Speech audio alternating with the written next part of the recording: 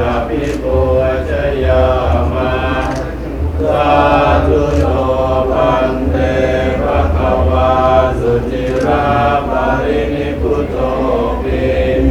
ปัจฉิมาชนะตานุกัมปมานัสสั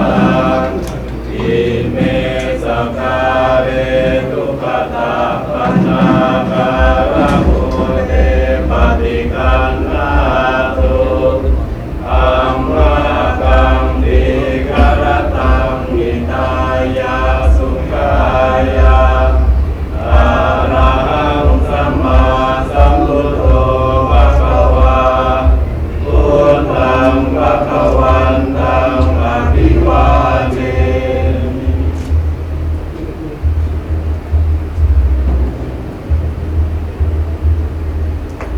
สวะหาโตอะภะวะตาธัมโม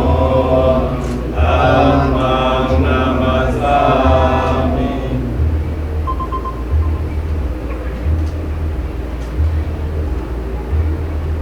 สุปฏิปันโนภะคะวะโตสาวกสังโฆสังฆังนามามิ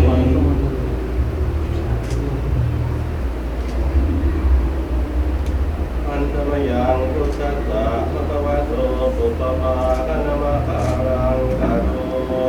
มาเตนะโมตัสสะภะคะวะโตอะระหะโตสัมมาสัมพุทธัสสะนะโมตัสสะภะคะวะโต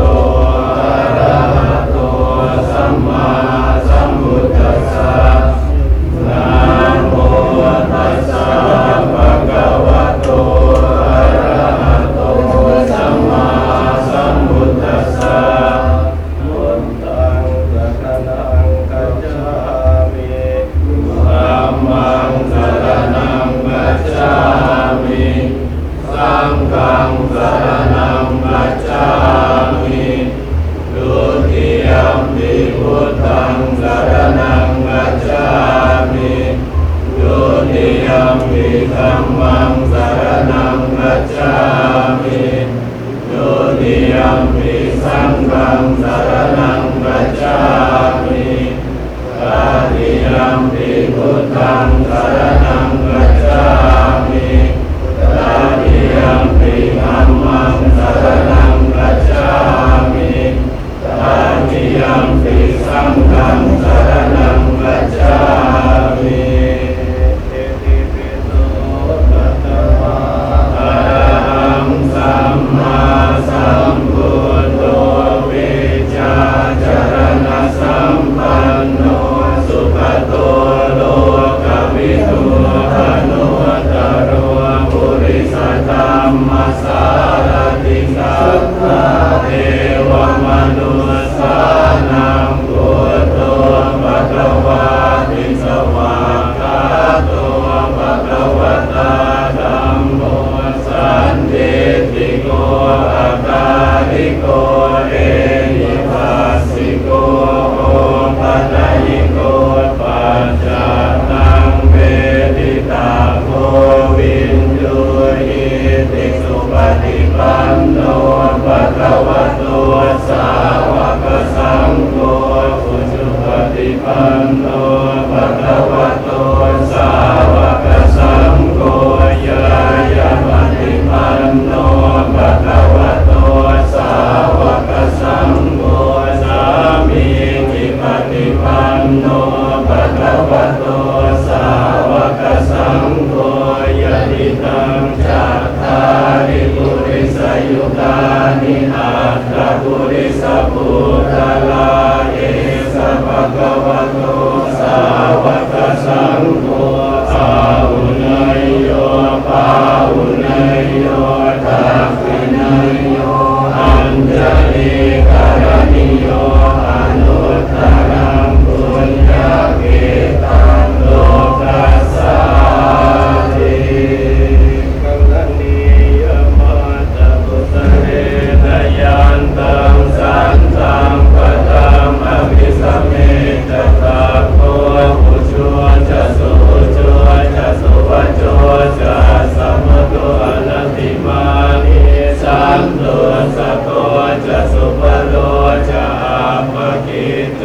จะสันลาหุกโวติสันตินทริโยจะนิปโตจะอัปปะกัมโพตุเรสุอนันตุกิตโตนะจะโพธังสมาจะเลกินจิเยนะวินโยปะเรอุปวัตเตยโยสุขิโนวาเกมิโนโหตุสัพเพสัตตาภวันตุสุขิตาตาเยเกจิปานะพุทธาสิตสาวาทาวราวาอัตวเสสะติกาวาเยมหันตาวามัชฌิมาราสกาอนุตตุระเดตาวาเยจาเดตาเยจตุเรวสัมติรวิตุเรปุตตาวาสัมภเวสีวาสัพเพสัตตาภวันตุสุขิตาทานะปโรปรังนิคุเปตนาติมันเยตตาทัจินังกินจิกยาโรสนาปฏิยสัญญานายมัญญาสตุกเมจยมาตายตานิยังปุตตังอายุสาเอกปุตตมนุนาเกเอวัมปิสัพพะพุทเตสุมาณสัมภาวะเยตาปริมาณังเมตัญจะสัพพะโลกัสมิงมานะสัมภาวะเยตาปริมาณังปุตตังตะโตจะติริยัญจะสัมภาตังอะเวรังอัสสะปัสสังติตัญจะรังนิสินโนสยาโนวายาวัฏฏาสวิกตมินโตเมตังสติงอนิเตยะนัมมะเม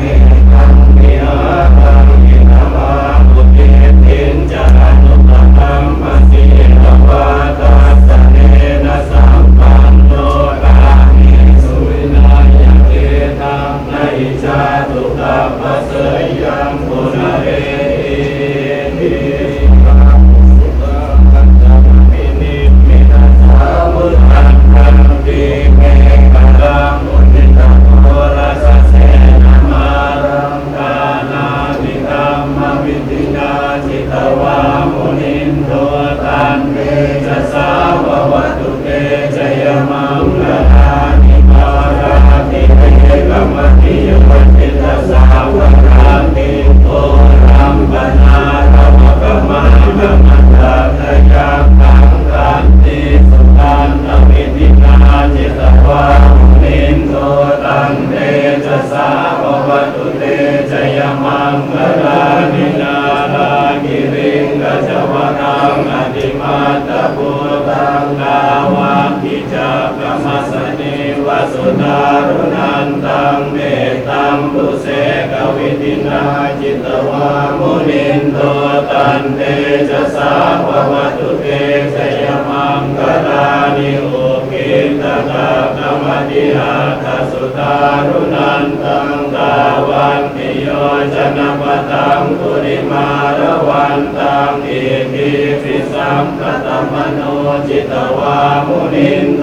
ตันเตจะสาภวตุเตจยมังคลานิกัตวานะกาตมุตรังอิวะคาปินิยตินจายตุทวจนังจนะกายมาเจสันเตนะโสมวิตินาจิตวามุนินโท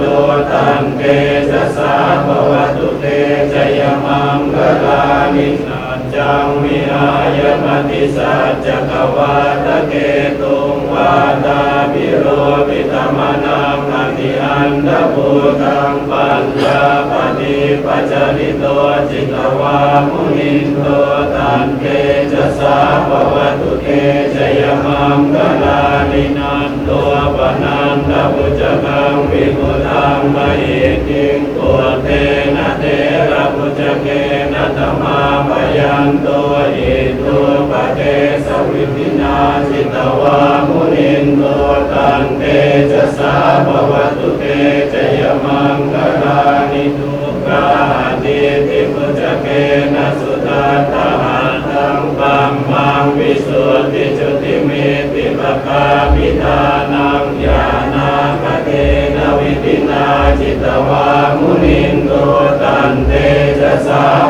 ตุเตชยมังคลานิตาภิกขุตัชยมังคลาตกาทายโยวาจโนทินาทิเนสารเทมตันติตวานเนกวิวิธานิจุปัตตมานิโมขังสุขังอธิกมยนโรสัพพัญโย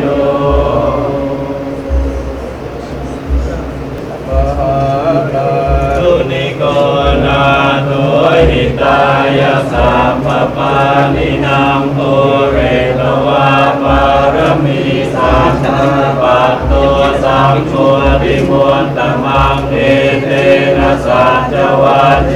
นะโหตุเตชยมังคลังชยันโตโพธิยาโมเลสัพยานังนันทิวัฒโนเอวังตวังวิจโยโหหิจยาสุจยมังคะเลอัปกาติตมังยัง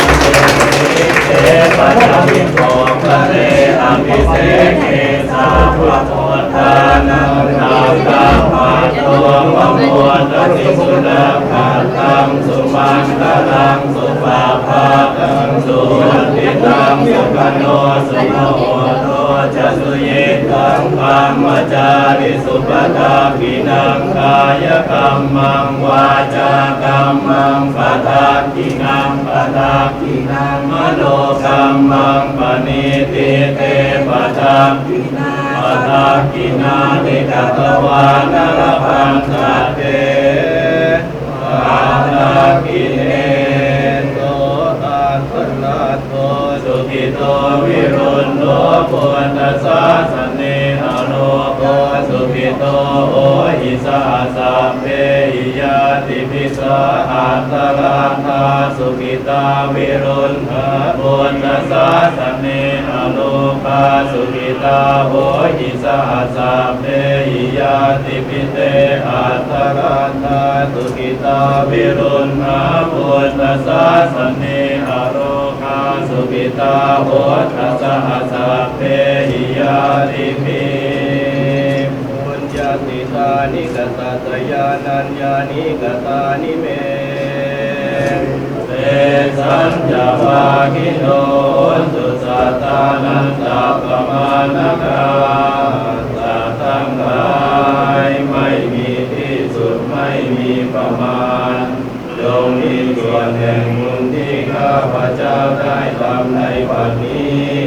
และแห่งบุญอื่นที่ได้ทำไว้ก่อนแล้วเยปิยาภุณวันตาจะไม่อังมาตาปิตาทโยติตาเมจาพยาติตาวาอัญเยมัจจตเวริโนคือจะเป็นสัตว์เหล่าใดซึ่งเป็นที่รักใคร่และมีบุญคุณเช่นมารดาบิดาของข้าพเจ้าเป็นต้นก็ดีที่ข้าพเจ้าเห็นแล้วหรือไม่ได้เห็นก็ดีสัตว์เหล่าอื่นที่เป็นกลางกลางหรือเป็นผู้เวรกันก็ดีสัตตาติทันติโลกัสสมิงเตกุมมาจตุโยนิกาปัญเจกาจตุโวการาสังสารังสาภวาภเวสัตว์ทั้งหลายตั้งอยู่ในโลกอยู่ในภูมิทั้งสามอยู่ในกำเนิดทั้งสี่มีขันธ์ห้าขันธ์มีขันธ์เดียวมีขันธ์สี่ขันธ์กำลังท่องเที่ยวอยู่ในภพน้อยภพใหญ่ก็ดียาตังเยปฏิทานัมเมอนุโมทันตุเตสยังเยจิมังนัปปัจจานันติเทวาเตสัมนิเวทยุงสัตว์เหล่าใดรู้ส่วนบุญที่ข้าพเจ้าแผ่ให้แล้วสัตว์เหล่านั้นจงอนุโมทนาเองเถิดส่วนสัตว์เหล่าใดยังไม่รู้ส่วนบุญนี้ขอเทวดาทั้งหลายจงบอกสัตว์เหล่านั้นให้รู้มายาตินานะปุญญานังอนุโมทนาเอตุนาสัพเพสัตตาสัตตาพุทธุอาเวราสุขติวิโนเกมังภคันจะภา คนตุเตสาสาชิกตังสุตาข้าเอที่ได้อนุโมทนาส่วนบุญที่ข้าพเจ้าแผ่ให้แล้วสัตว์ทั้งหลายทั้งปวงจงเป็นผู้ไม่มีเวรอยู่เป็นสุขทุกเมื่อจงถึงผลอันเกษมกล่าวคือพระนิพพานความปรารถนาที่ดีงามของสัตว์เหล่านั้นจงสำเร็จเถิ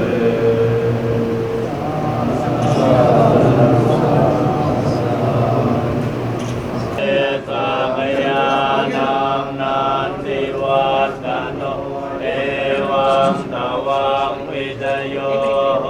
หิจยาสุจยมังอะเลหะปัลลาจิตปัลลังเกสีเสปัทวิโภคเตอภิเสเก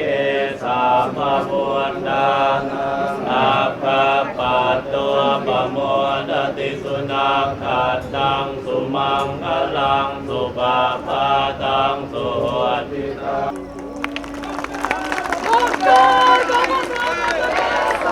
परम पूज्य बोधिसत्व डॉक्टर बाबासाहेब आंबेडकरांचा परम पूज्य बोधिसत्व डॉक्टर बाबासाहेब आंबेडकरांचा परम पूज्य बोधिसत्व डॉक्टर बाबासाहेब आंबेडकरांचा बुद्धं शरणं गच्छामि।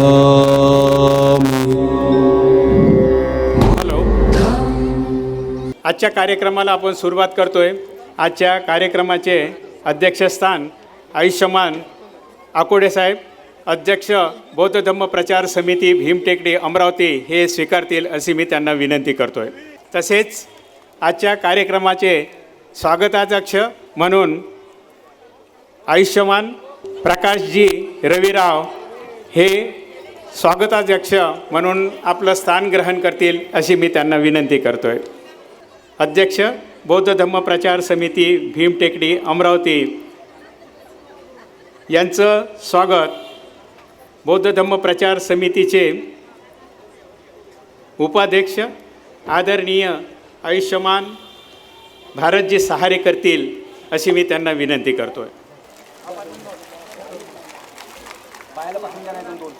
तसेच आजच्या कार्यक्रमाचे स्वागताध्यक्ष आयुष्यमान प्रकाशजी रविराव यांचं स्वागत पी टी खडसे साहेब करतील अशी मी त्यांना विनंती करतोय। तसेच आजचे प्रमुख अतिथी आयुष्यमान गगनजी मलिक यांचं स्वागत गोपाळरावजी इंगडे करतील अशी मी त्यांना विनंती करतोय।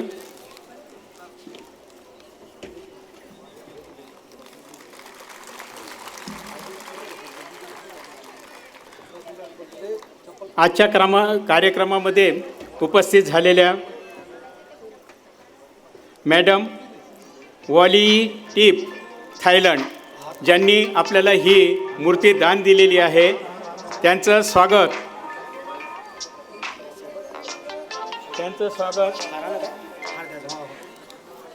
रमाई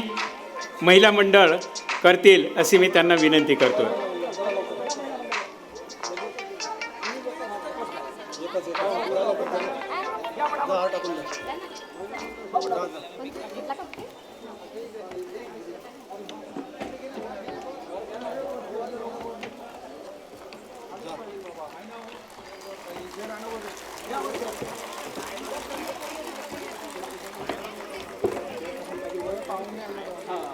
मॅडम वाली टीप थायलंड ह्या अगदी श्रेष्ठ दानदात्या आहेत आणि बौद्ध धम्म प्रचार समितीला प्राप्त झालेली ये वलाई टिप जी नहीं है, ये उनकी रिप्रेजेंटेटिव है। ये लोगों को पता होना चाहिए। जो मेन जिन्होंने दिए उन्होंने अपने प्रतिनिधि को ठीक ठीक ठीक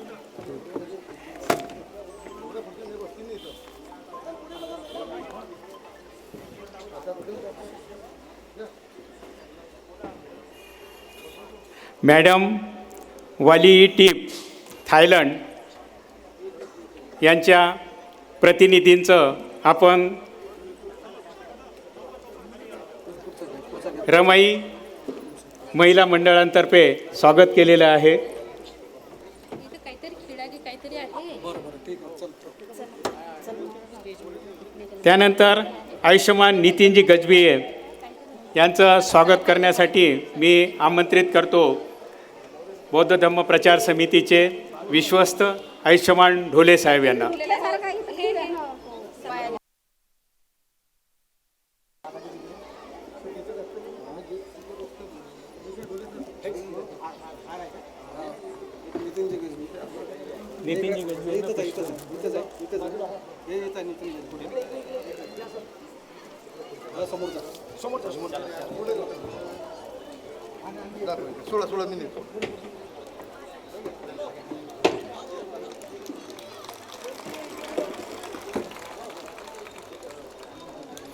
आयुष्यमती निशाजी बांगरे,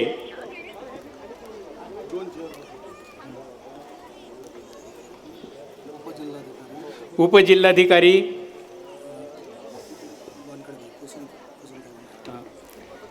यांचं स्वागत बौद्ध धम्म प्रचार समितीच्या विश्वस्त आयुष्यमती कुसुमताई वानखडे करतील अशी मी त्यांना विनंती करतोय.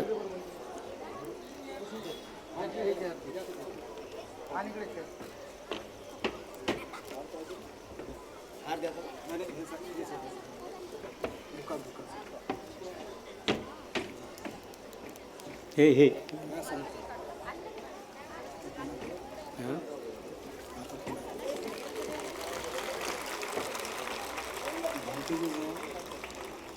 अनिलजी भटकर, आयुष्यमान अनिलजी भटकर यांचं स्वागत बौद्ध धम्म प्रचार समितीच्या कार्यकारिणीचे कोषाध्यक्ष प्रसन्न गायकवाड करतील अशी मी त्यांना विनंती करतोय.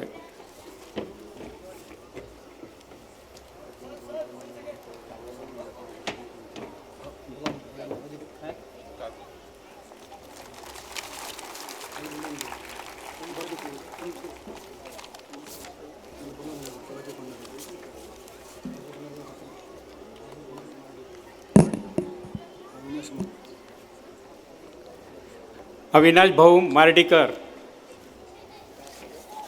यांना मी विनंती करतोय की त्यांनी धम्ममंचावर उपस्थित व्हावं. तसेच आयुष्यमान अजयजी गोंडाने यांना मी विनंती करतोय की त्यांनी धम्ममंचावर आपलं स्थान ग्रहण करावं.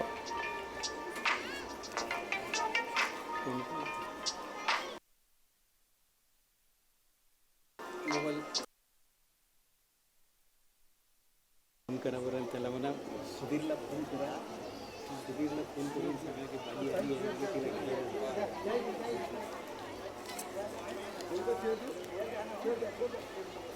आयुष्यमान प्रशांतजी डेंगरे यांना मी विनंती करतोय की त्यांनी धम्ममंचावर उपस्थित व्हावं. आयुष्यमती वर्षाताई मेश्राम यांना विनंती करतोय की त्यांनी प्रशांतजी ढेंगरे यांचं पुष्पगुच्छ देऊन स्वागत करावं.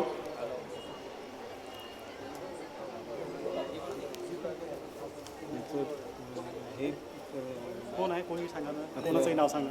कोणते महिलांचं स्वागत करायचं हे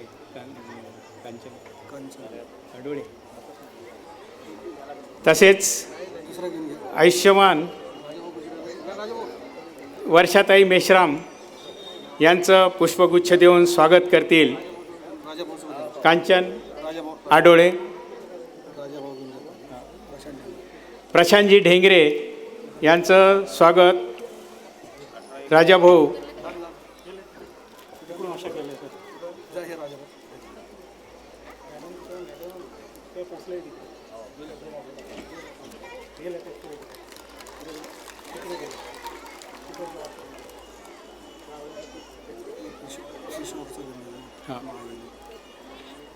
आयुष्यमान नरेशजी महाजन यांचं पुष्पगुच्छ देऊन स्वागत करतील आयुष्यमान किशोर तायडे.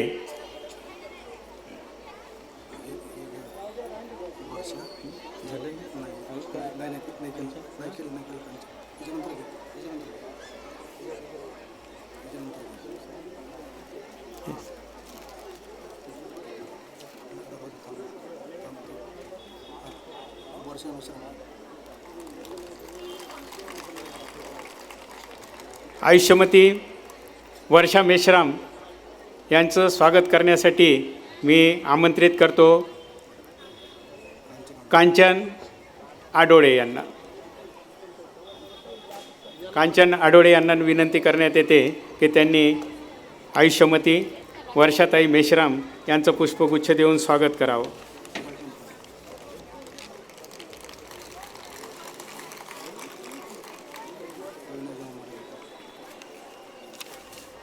आयुष्यमान अविनाशजी मार्डीकर यांचं स्वागत करण्यासाठी मी आमंत्रित करतो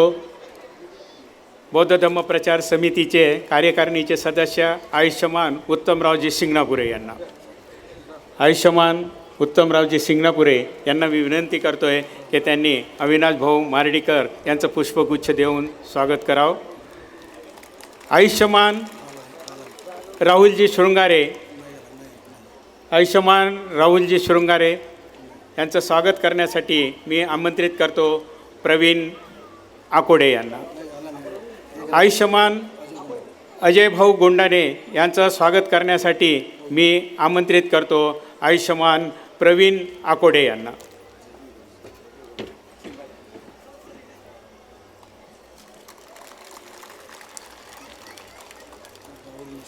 आयुष्यमान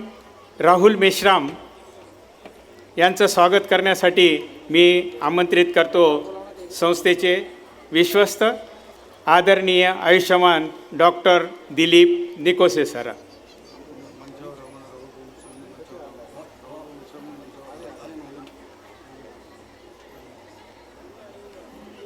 राहुल भाऊ मेश्राम यांनी मंचावर येऊन आपलं स्थान ग्रहण करावं अशी मी विनंती करतो आहे आणि त्यांचं स्वागत करण्यासाठी मी आमंत्रित करतो डॉक्टर दिलीप निकोशे यांना.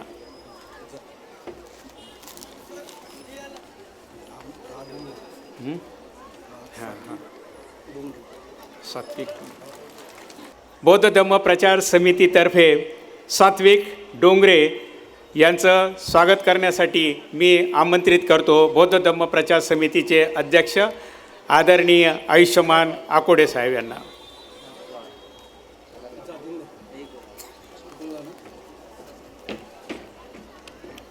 सात्विक डोंगरे यांचं स्वागत करण्यासाठी मी आमंत्रित करतो संस्थेचे अध्यक्ष आकोडे साहेब यांना.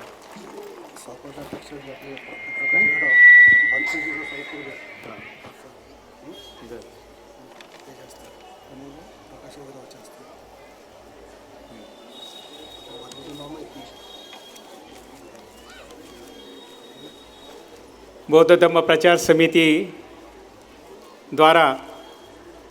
उपस्थित थायलंड येथील भिक्खू संघ तसेच भारतीय बौद्ध भिक्खू महासंघाचे सदस्य तसेच स्थानिक भिक्खू यांचं पुष्पहार घालून स्वागत करण्यात येत आहे. आणि सर्वप्रथम मी स्वागत करण्यासाठी आमंत्रित करतो आयुष्यमान आकोडे साहेब यांना. हे स्वागत करत असताना मी प्रत्येक भिक्खूंचं नाव घेणार नाही तर एका सिरियल नंबरनी हे स्वागत सुरू करायचं आहे आणि ज्याचं नाव मी घेईल त्यांनी येऊन हे स्वागत करायचं आहे. आयुष्यमान भारत शहारे यांना मी विनंती करतो आहे की त्यांनी भिक्खूचं पुष्पमाला घालून स्वागत करावं. आयुष्यमान प्रसन्ना गायकवाड, सुनीताताई वाकोडे सरांना स्वागत तिकडे. सुनीताताई वाकोडे त्यांचं स्वागत आहे.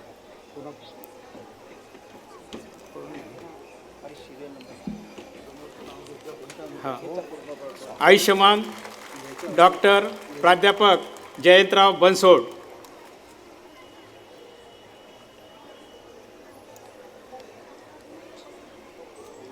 सगळ्या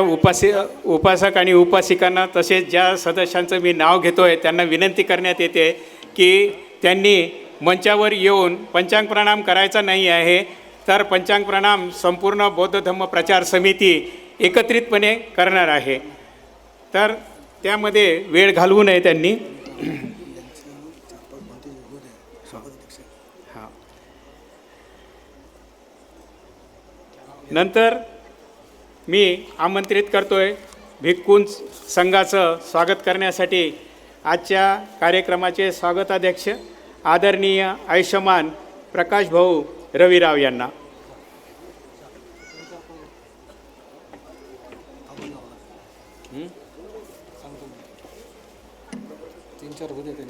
हां,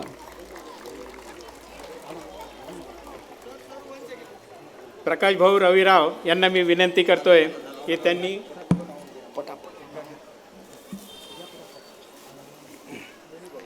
भिक्खू संघाचं पुष्पमाला अर्पण करून स्वागत करावं.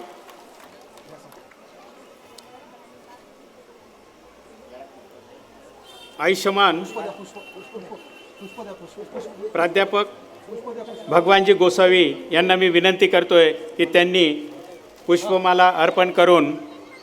भिक्खूंचं स्वागत करावं.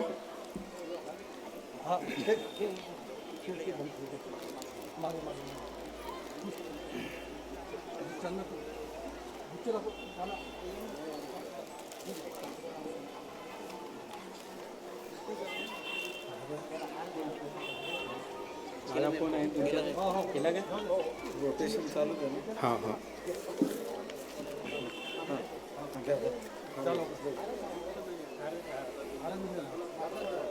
तसेच आयुष्यमान ॲडव्होकेट पी.टी. खडसे यांना मी विनंती करतोय की त्यांनी भिक्खू संघाचं पुष्प माला अर्पण करून स्वागत करावं. त्यानंतर आयुष्यमान किशोर तायडे यांना मी विनंती करतोय की त्यांनी भिक्खू संघाचं पुष्पमाला अर्पण करून स्वागत करावं. आयुष्यमान देवीदासजी जवंजाळ यांनी मी विनंती करतोय की त्यांनी पुष्पमाला अर्पण करून भिक्खूंचं स्वागत करावं. तसेच आयुष्यमती कुसुमताई वानखडे यांनासुद्धा मी विनंती करतोय की त्यांनी पुष्पमाला अर्पण करून भिक्खू संघाचं स्वागत करावं.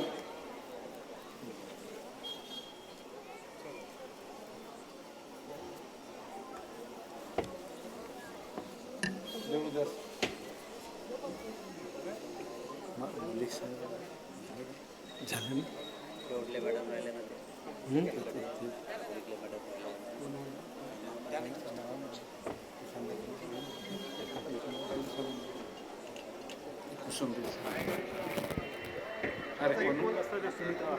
सुनीता वाकोडे राहिले आहेत मॅडम. आयुष्यमान सुनीता वाकोडे यांचं स्वागत प्रसन्ना गायकवाड करतील अशी मी त्यांना विनंती करतो आहे. आयुष्यमान आकोडे साहेब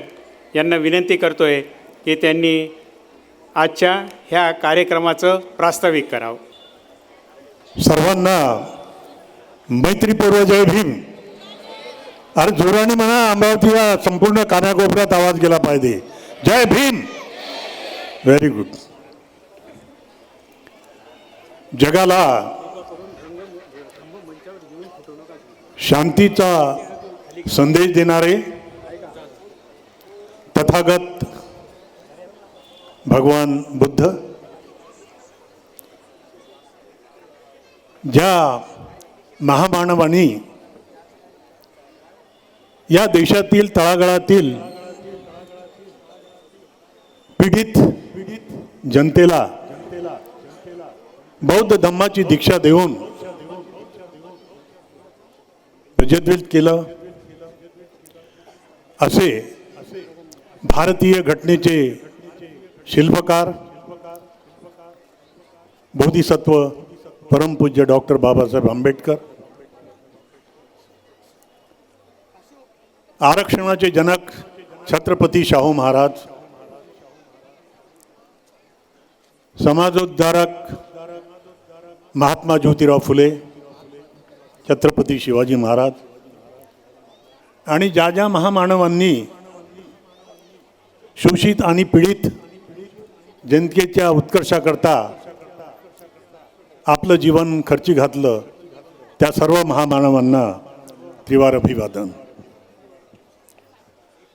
आज या ठिकाणी उपस्थित बंधूंनो,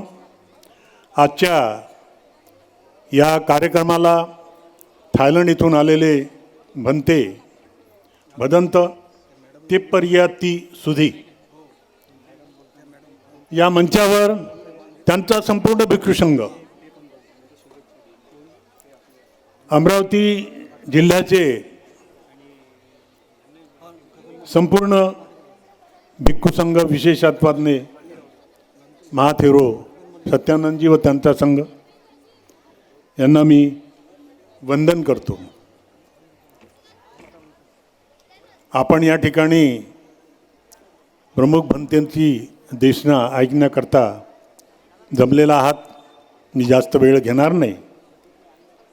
आज या ठिकाणी आपणास जी या विहाराला 10 फुटाची तथागत भगवान गौतम बुद्धाची मूर्ती मिळाली आहे, त्या गगन मलिक फाउंडेशनचे मलिक साहेब यांनी यापूर्वीच या विहाराला भेट दिली. नव्हे, या अमरावती शहरातील संपूर्ण विहारांची पाहणी करून त्यांनी ही भव्य दिव्य मूर्ती या विहारास देण्याचा संकल्प केला आणि त्या माध्यमातून त्यांनी आपणास ही भव्य दिव्य मूर्ती, ज्याचा आज पूज्य भंतेजींच्या हस्ते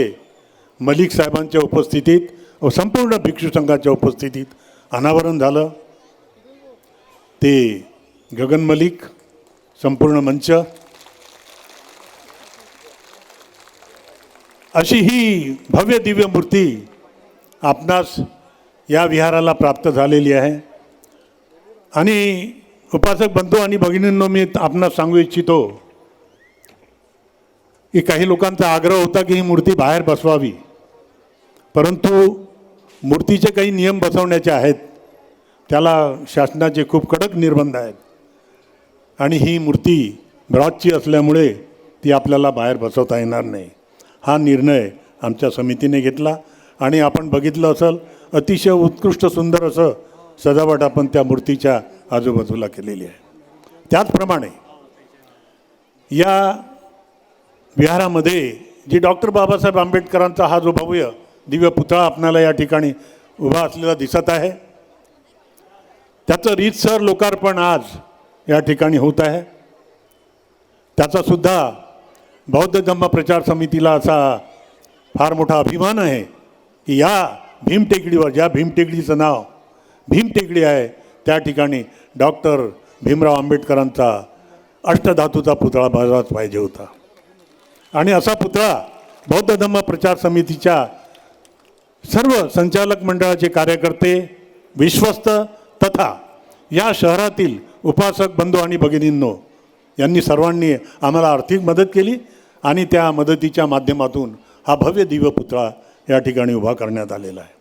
त्या पुतळ्याचं सुद्धा भंतेजी आज अनावरण झालेलं आहे आणि आजपासून तो लोकार्पण म्हणून या ठिकाणी सर्वांच्या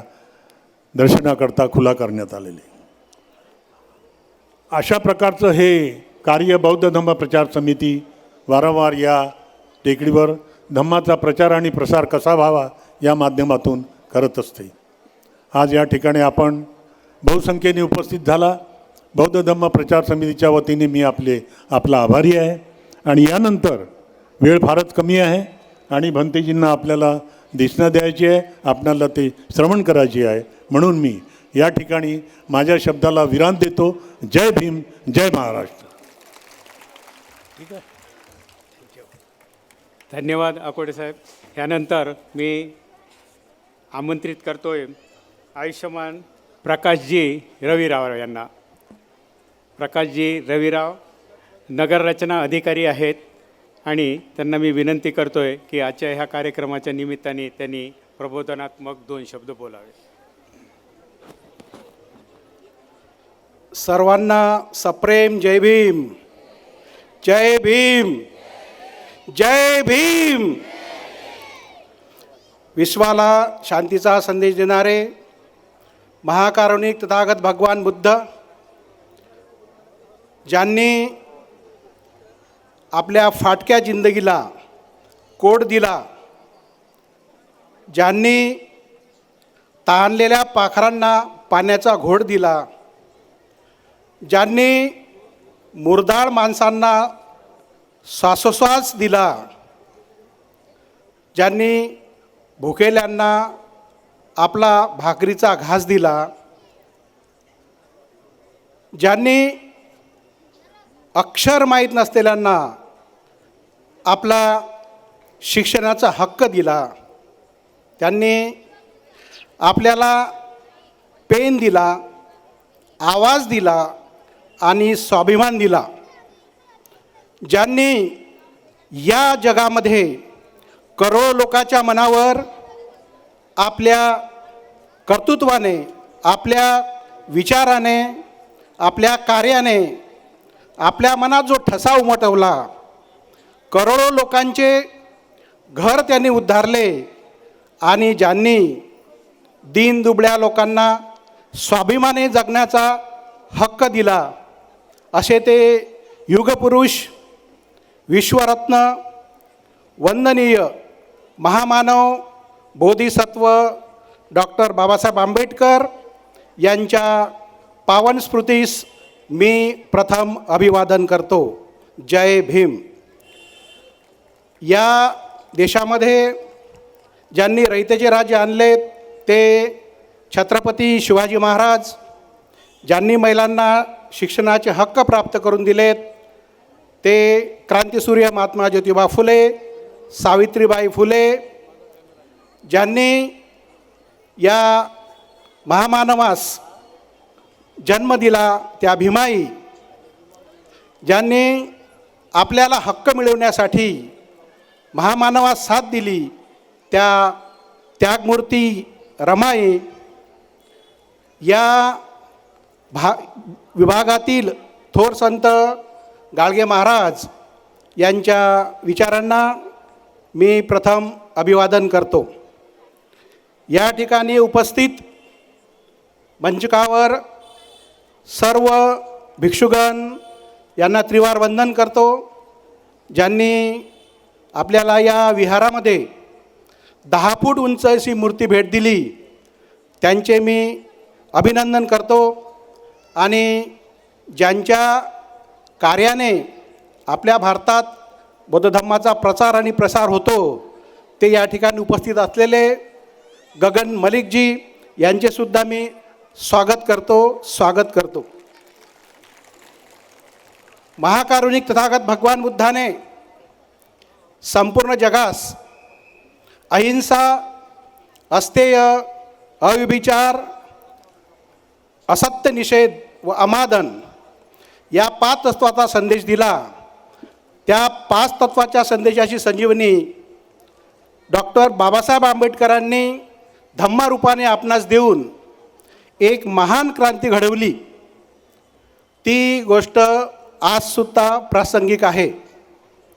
त्या धम्माच्या विचाराच्या संजीवनीने आपले सर्वांचे जीवन सुखी, समृद्ध व प्रगतिशील हो,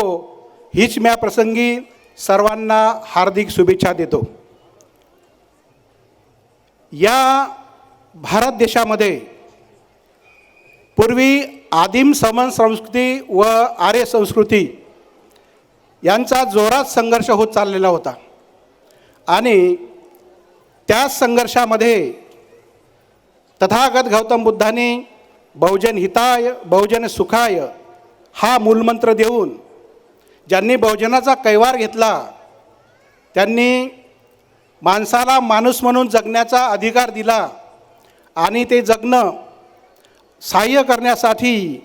आपल्याला आर्य अष्टांगिक मार्ग, 10 पारामिता, दशशील हे दिलेत.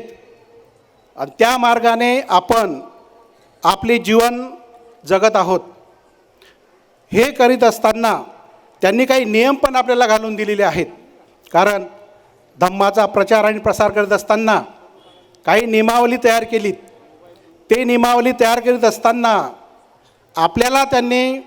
बहुजन समाजास आवश्यक काय आहे, जीवन जगण्याची कला कशी असावी हे आपल्याला दाखवून दिलं. आणि त्याप्रमाणे आपण आता आपलं बौद्ध धम्माच्या रूपाने जीवन जगत आहोत. हे घडलं कसं? ज्या महामानवाने आपल्याला बौद्ध धम्माची दीक्षा दिली आणि ते दीक्षा देत असताना आपल्याला काही अटी घालून दिल्या होत्या की बौद्ध धम्माचा प्रचार आणि प्रसार करीत असताना आपण काय करायला पाहिजे आणि काय करू नये हे पण त्यांनी सांगितलं होतं. परंतु माझं असं म्हणणं आहे की आपण धम्माचा प्रचार आणि प्रसार करत असताना बाबासाहेबांनी घालून दिलेल्या अटीचं आपण पालन करतो का? आपण आपल्यालाच विचारायला पाहिजे. आता ही वेळ आली आहे की आपल्याला ज्या धम्माच्या रूपाने बौद्ध धम्माच्या रूपाने आपल्याला जो धम्म दिला त्या धम्माप्रमाणे आपलं जीवन सुसह्य झालेलं आहे. आणि हे जीवन सुसह्य होत असताना आपल्याला ज्या काही अटी घालून दिलेल्या आहेत त्या अटीचं पालन आपण निश्चितपणे करायला पाहिजेत. कारण या भारतामध्ये या बौद्ध धम्माचा ऱ्हास का झाला आणि तो ऱ्हास होत असताना बाबासाहेबांनी एकच सांगितलं होतं की या भारतामध्ये ज्यावेळेस आक्रमण झालेत, मनुवाद्याला ज्यावेळेस पोषण झालं आणि आपल्याला ज्यावेळेस त्याचा रोष पत्करावा लागला त्यावेळेस या जगामध्ये प्रगतशील होत असलेला हा बौद्ध धम्म हा ऱ्हास पावला. मध्यंतरीच्या कालावधीमध्ये बऱ्याचशा संतांनी, संत तुकाराम, संत ज्ञानेश्वर, संत रोहिदास, संत कबीर यांनी बौद्ध धम्माच्या या विचारांचा फेरविचार करण्यास सुरुवात केली होती. परंतु काही मनुवाद्यांनी त्यांनासुद्धा या बौद्ध धम्माच्या विचारापासून वेगळे करण्याचा प्रयत्न केला. आणि हे वेगळं करत असताना त्यांना नाहक कुठल्या तरी याच्यामध्ये गुंतवून आपले जे कार्य फलित केलेत. त्याच्यानंतर महात्मा ज्योतिबा फुलेंनी आपल्या या धम्माचा प्रचार आणि प्रसार केला. त्यांनी भगवान बुद्धाचे तत्त्व अवलंबले. समता, स्वतंत्र आणि बंधुता आणि न्याय या तत्त्वाच्या अनुषंगाने त्यांनी आपल्या या बहुजन समाजास एक अट घालून दिली की आपण हे जीवन जगत असताना समानता, न्याय आपला हा अवलंबला पाहिजे. आणि ते अवलंबत असताना आपण आपले जे हक्क आहेत ते हक्क मिळवून घेतले पाहिजेत. म्हणून त्यांनी महिलांसाठी शाळा काढली. त्यानंतर गाडगे महाराजांनी आपल्या दया, क्षमा, शांतीने भगवान बुद्धाच्या विचारांना चालना दिली आणि त्यांनी अंधश्रद्धेवर मात केली ती भगवान बुद्धाच्या विचारांनीच. आणि त्यानंतर भगवान बुद्धाच्या या विचारांचे पाईक बाबासाहेबांचे, भगवान बुद्धाच्या ज्या पाईक ज्यांनी महात्मा फुले, संत कबीर आणि संत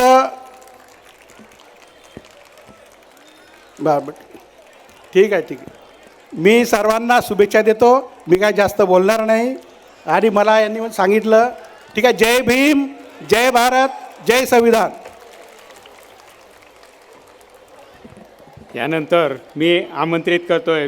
आयुष्यमती निशा बांगरे आणि प्रत्येक वक्त्यांना मी विनंती करतोय की त्यांनी वेळेचं थोडं बंधन पाळावं आणि थोडक्यात आपले विचार मांडावेत. विश्व को शांति का संदेश देने वाले महाकारुणिक तथागत गौतम बुद्ध, शिक्षा के जनक महामना ज्योतिबा फुले, माता सावित्रीबाई फुले, आरक्षण के जनक छत्रपति शाहूजी महाराज, बोधिसत्व परम पूज्य डॉक्टर भीमराव अंबेडकर जी के चरणों में त्रिवंदन करते हुए आज इस बुद्ध मूर्ति के अनावरण कार्यक्रम में हमारे बीच मंच पर उपस्थित थाईलैंड से पधारे भिक्षुगण, हमारे मंच पर उपस्थित इस कार्यक्रम की बहुत ही महत्वपूर्ण कड़ी और हम सब के लिए एक सामाजिक संदेश लेकर पहुँचे डॉक्टर गगन मलिक जी,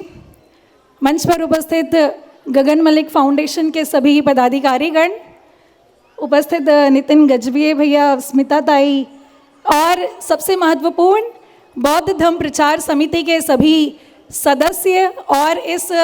कार्यक्रम को आयोजित करने वाले आयोजन समिति, मेरे समक्ष उपस्थित मेरे सभी माताओं, बहनों, भाइयों, प्यारे बच्चों, सभी को नमो बुद्धाय, जय भीम। अभी भाई साहब कह रहे थे कि आपको थोड़ा बोलना है, लेकिन मैं थोड़ा ज़्यादा बोलूँगी क्योंकि मैं 600 किलोमीटर दूर से आपके बीच उपस्थित हूँ। तो क्या आप लोग मुझे सुनेंगे? दोनों हाथ ऊपर करके बताइए कौन कौन सुनेगा। Thank you. तो जैसा अभी बताया कि मैं मध्य प्रदेश के एक छतरपुर ज़िले में डिप्टी कलेक्टर हूँ, जिसको यहाँ महाराष्ट्र में उप जिला अधिकारी कहते हैं। तो सर्वप्रथम मैं यह बताना चाहूँगी कि मैं बाबा साहब की बेटी हूँ, मैं आपकी बेटी हूँ, आपकी बहन हूँ। मुझे इस बात से बहुत गर्व होता है यह कहने में कि मैं भीम की बेटी हूँ और बचपन से ही जो बौद्ध धम्म प्रचार समिति की छोटी छोटी किताबें रही हैं, जो हम जिसको पॉकेट बुक्स कहते हैं, वो बुक्स हमारे घर में रही हैं। मेरा जन्म बालाघाट ज़िले में हुआ है, नागपुर के पास रहा है। तो बाबा साहब और तथागत बुद्ध के जीवन का जो असर है वो हमारे परिवार पर और मेरे ऊपर अच्छा खासा रहा है। और इसी का कारण है, यही कारण है मुझे लगता है कि मैं बाबा साहब के विचारों पर चलने का मैंने प्रयास किया और शिक्षा को सर्वप्रथम माना। जैसा बाबा साहब ने हमेशा कहा है, शिक्षित बनो, संगठित रहो और संघर्ष करो। तो हमें शिक्षित होना है। बाबा साहब ने हमें वो तमाम अधिकार संविधान लिख करके दिए हैं कि हम हर रूप में स्कूल, कॉलेज, उच्च शिक्षा सब कुछ प्राप्त कर सकते हैं। तो बाबा साहब का ये जो बहुत ही महत्वपूर्ण अधिकार हमें दिया है, शिक्षा का अधिकार, इसके लिए हम सभी को जागरूक होना बहुत ज़रूरी है। और बाबा साहब तो कहते थे कि शिक्षा वो शेरनी का दूध है, जो पिएगा वो दहाड़ेगा। शिक्षा वो शेरनी का दूध है, जो पिएगा वो दहाड़ेगा। इसीलिए बाबा साहब ने हमेशा शिक्षा को महत्व दिया है। और मैं भी आपके बीच उतनी दूर से इसीलिए आई हूँ कि हम सब ये बात को समझें कि बाबा साहब ने हमें सब कुछ दिया है। मैं तो ये कहती हूँ कि मेरी जेब में जो पेन है वो बाबा साहब की देन है। मेरे शरीर में जो चमचमाटा हुआ कोट है वो बाबा साहब के शरीर की चोट है। मेरे पास जो कार है वो बाबा साहब के उपकार है। सब कुछ बाबा साहब का दिया है। हमारी सांसें चल रही है तो वो बाबा साहब की वजह से, नहीं तो हम सभी जानते हैं कि इस समाज का जीवन पशुओं से भी बदतर था। सब कुछ बाबा साहब ने दिया है, यह जीवन बाबा साहब ने दिया है। तो क्यों ना हम उनके बच्चे होते हुए उनके लिए हम अपना जीवन समर्पित करें। तो बड़ी ही अच्छी शिक्षा बौद्ध धम्म प्रचार समिति के माध्यम से छोटी छोटी किताबों में लिखी रहती है। मैं चाहूँगी कि आप सब उसको पढ़िए, क्योंकि बाबा साहब हमेशा कहते थे कि मेरी जय जयकार करने की बजाय मेरी कही हुई बातों को मानो। हम सब बाबा साहब को मानते हैं लेकिन बाबा साहब को जानते नहीं हैं। तो हम सब बाबा साहब को जाने, उनकी लिखी हुई किताब को पढ़े।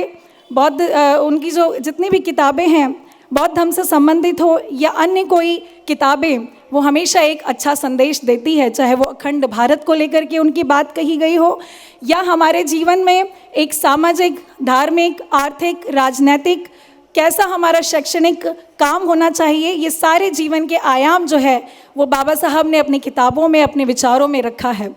तो मैं आप सभी से यही विनती करूँगी कि आप सभी बाबा साहब को मानते हैं, बहुत अच्छी बात है, लेकिन बाबा साहब की कही हुई बातों को पढ़ें और उसको अपने जीवन में उतारने का प्रयास करें। सबसे महत्वपूर्ण जो बाबा साहब ने हम सबको दिया है वो बौद्ध धम्म दिया है, और उसी का प्रचार प्रसार करने के लिए आज हमारे बीच विदेशों से चलकर, थाईलैंड से और अन्य देशों से भी चलकर हमारे देश में लोग आते हैं कि जिस देश में बौद्ध धम्म की शुरुआत हुई, इस देश में बौद्ध धम्म को वापस स्थापित करना पड़ रहा है। तो ये हमारे लिए चिंता का विषय है, सोचनीय विषय है कि थाईलैंड से यहाँ पर आए हैं हमारे बीच गगन मलिक जी हैं। वो हमारे समुदाय के नहीं हैं, लेकिन फिर भी तथागत बुद्ध का प्रचार प्रसार कर रहे हैं। सम्राट अशोक के अधूरे सपने को पूरा करने का प्रयास कर रहे हैं। सम्राट अशोक ने 84,000 स्तूप बनाए। उनका संकल्प है कि हम भारत देश में 84,000 बुद्ध की प्रतिमाओं को घर घर तक पहुंचाएंगे, ताकि बाबा साहब का दिया हुआ धम्म जो है वो भारत देश के कोने कोने में पहुंचे। तो इतना बड़ा संकल्प जो हम नहीं ले पाए, अगर वो डॉक्टर गगन मलिक जी ने लिया है तो बहुत खुशी की बात है कि हम सब मिलकर के उनका सहयोग कर रहे हैं। आप सभी को मैं आत्मीय धन्यवाद देती हूँ कि आप इतने बड़ी संख्या में जो है इस कार्यक्रम को सफल बनाने के लिए आए हैं। तो दूर दूर से जो तथागत बुद्ध का संदेश लेकर हमारे बीच आए हैं, उनका कहना यही है कि बाबा साहब नहीं होते तो इस देश में बौद्ध धर्म पुनः स्थापित नहीं होता। तो बाबा साहब ने हमें एक जीवन जीने की कला दी है। बाबा साहब के पास तमाम धम्म थे, उन्होंने सारे धर्मों को पढ़ा और उन्होंने हमको तथागत बुद्ध का धम्म दिया और एक जीवन जीने की कला सिखाई।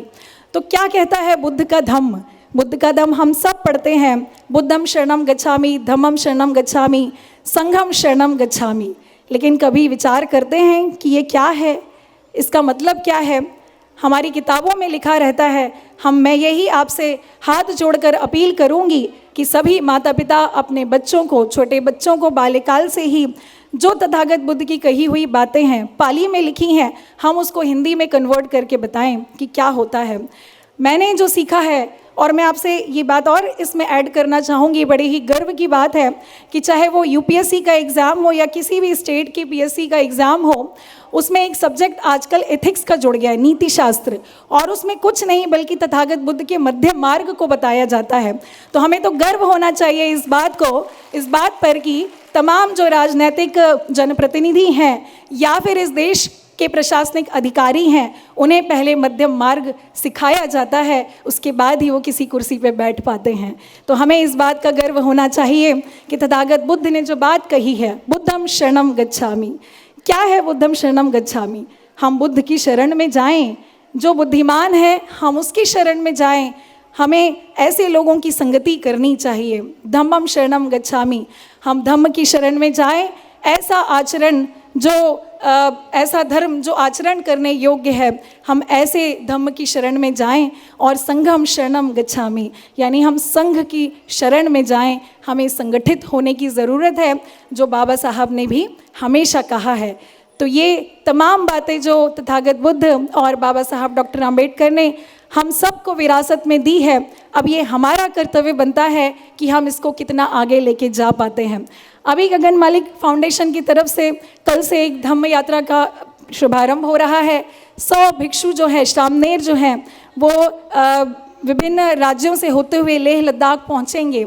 और एक बड़ा अच्छा संदेश इस भारत देश में जाएगा कि किस तरीके से विदेशों से भिक्षुगण आ करके इस भारत की धरती पर पुनः बौद्ध धर्म के लिए कार्य कर रहे हैं। तो मैं आपसे यही विनती करूंगी कि आप सभी इसमें अपना पूरा सहयोग प्रदान करें और इन कार्यक्रमों को सफल बनाने का प्रयास करें।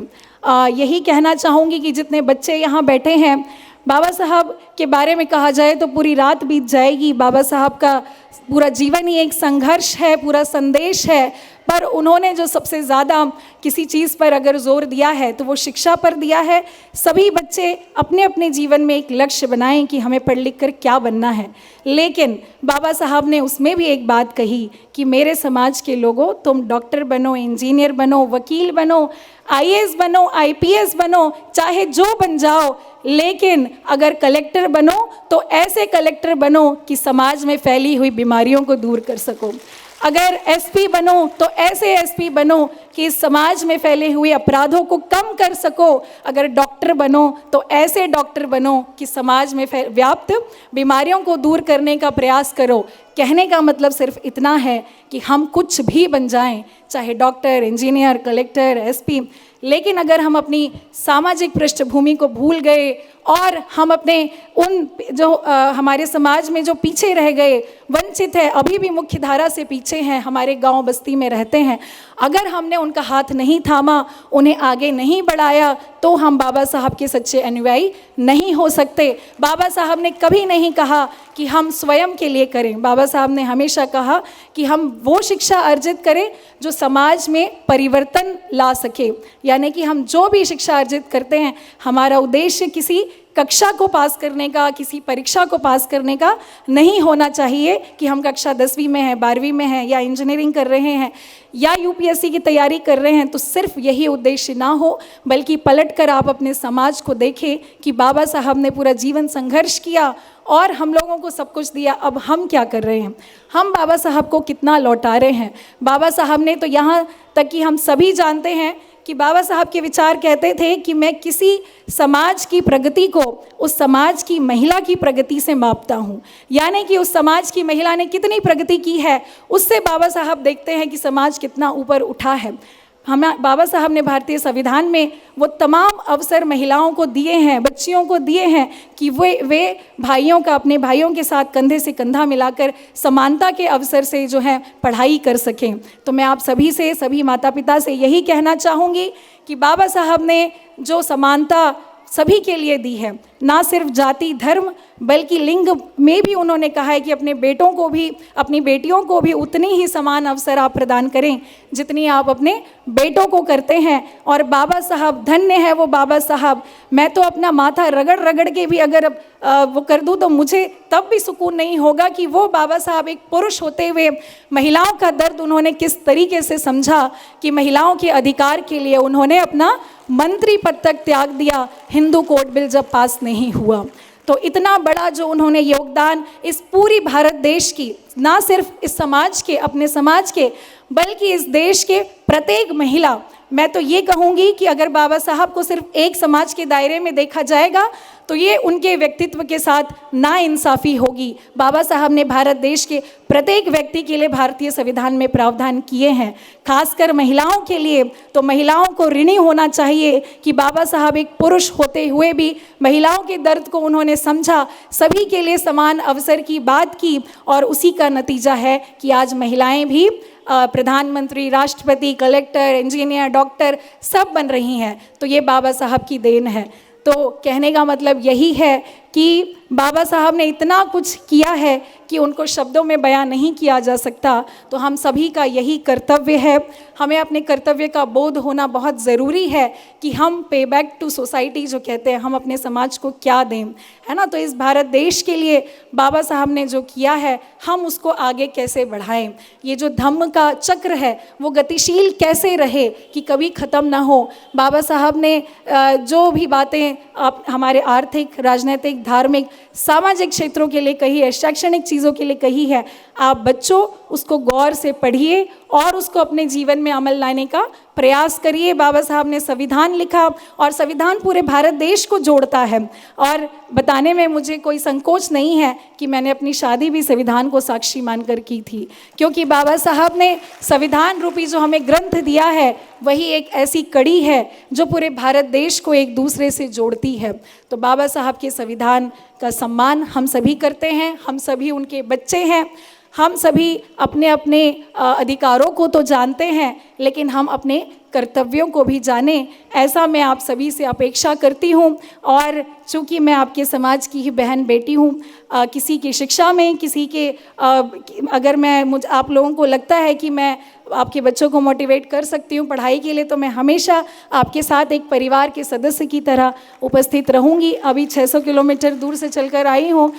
लेकिन आगे भी अगर ज़रूरत पड़ी तो हाँ, मैं आप सभी के बीच पुनः उपस्थित होंगी। आप सभी इतनी संख्या में उपस्थित हैं, मतलब आप जागरूक तो हैं, लेकिन अभी और करना बाकी है, अभी बहुत सारी चीज़ें बाकी हैं सिर्फ ऐसे कार्यक्रम मना करके अंबेडकर जयंती, बुद्ध जयंती या अनावरण करके हम अपने दायित्वों से दूर नहीं हो सकते। अभी बहुत सारे काम करने बाकी हैं। इसीलिए आप सभी चिंतन मनन करें कि समाज में और क्या अच्छा करने की ज़रूरत है। और मेरे अंदर तो ये रहता है कि बाबा साहब कहते थे कि मेरे समाज के लोगों कलेक्टर बनो, एसपी बनो और अपनी गाड़ियों से बस्तियों में जाओ, ताकि वहाँ के बच्चे उससे ये प्रेरणा लें कि हमें भी कलेक्टर, इंजीनियर, डॉक्टर और एसपी बनना है। तो यही संकल्प है मेरे जीवन का। बचपन से ही लेकर आज तक मेरा पूरा जीवन, तन मन धन जीवन बाबा साहब के लिए समर्पित है, इस देश के लिए समर्पित है। बाबा साहब ने कहा हम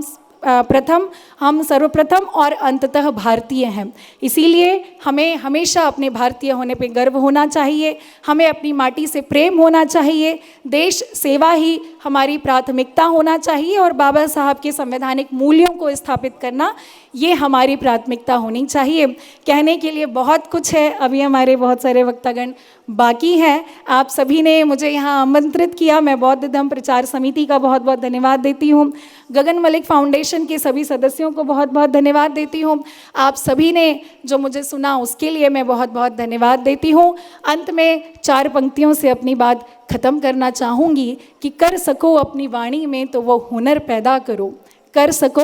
अपनी वाणी में तो वो हुनर पैदा करो, रुख हवाओं का मोड़ दे वो असर पैदा करो। अगर चाहते हो मान सम्मान की ज़िंदगी जीना तो घर घर में एक अंबेडकर पैदा करो, घर घर में एक अंबेडकर पैदा करो। जय भीम, जय भारत, जय संविधान। धन्यवाद।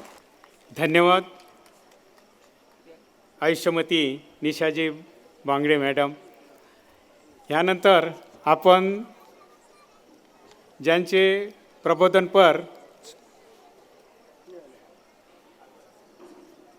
मार्गदर्शन ऐकण्यासाठी उत्सुक झालेले आहात ते भदंत तेपरीय ती सुथी यांना मी नम्र विनंती करतोय की त्यांनी आजच्या ह्या प्रसंगी आमच्या बौद्ध जनांना बुद्ध आणि त्यांचा धम्म यांच्या बाबतीत मार्गदर्शन करावं, उपदेश करावा आणि त्यांचं जे थाईमध्ये जे भाषण होईल किंवा जे मार्गदर्शन होईल त्याचं हिंदीमध्ये भाषांतर करण्यात येईल आणि भाषांतर करतील भंते रुपेशजी। मी रुपेशजी यांनासुद्धा विनंती करतो आहे की त्यांनी भंते यांचं जे मार्गदर्शन आहे ते मार्गदर्शन हिंदीमध्ये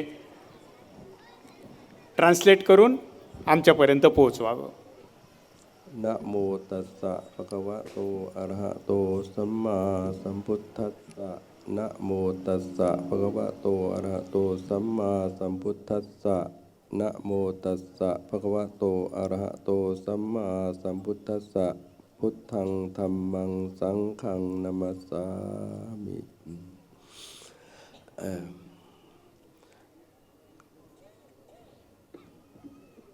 ขอให้พระพุทธเจ้าประทานพรพระธรรมเจ้าพระอริยสงฆ์เจ้าประทานพรให้ทุกท่านมีความสุขความสวัสดีมีดวงตาเห็นธรรมในพระพุทธเจ้าตรัสรู้ดีแล้วทุกประการเทอญ साधु साधु साधु। गुरुजी ने जो बताया कि हमारे जो तथागत बुद्ध हैं जो अरहंत प्राप्त कर चुके, बोधिसत्व प्राप्त कर चुके, उनके द्वारा हम सबको सुख शांति यश की प्राप्ति हो, लाभ की प्राप्ति हो। इस सब के साथ में हम सबको शुभकामना देते हैं।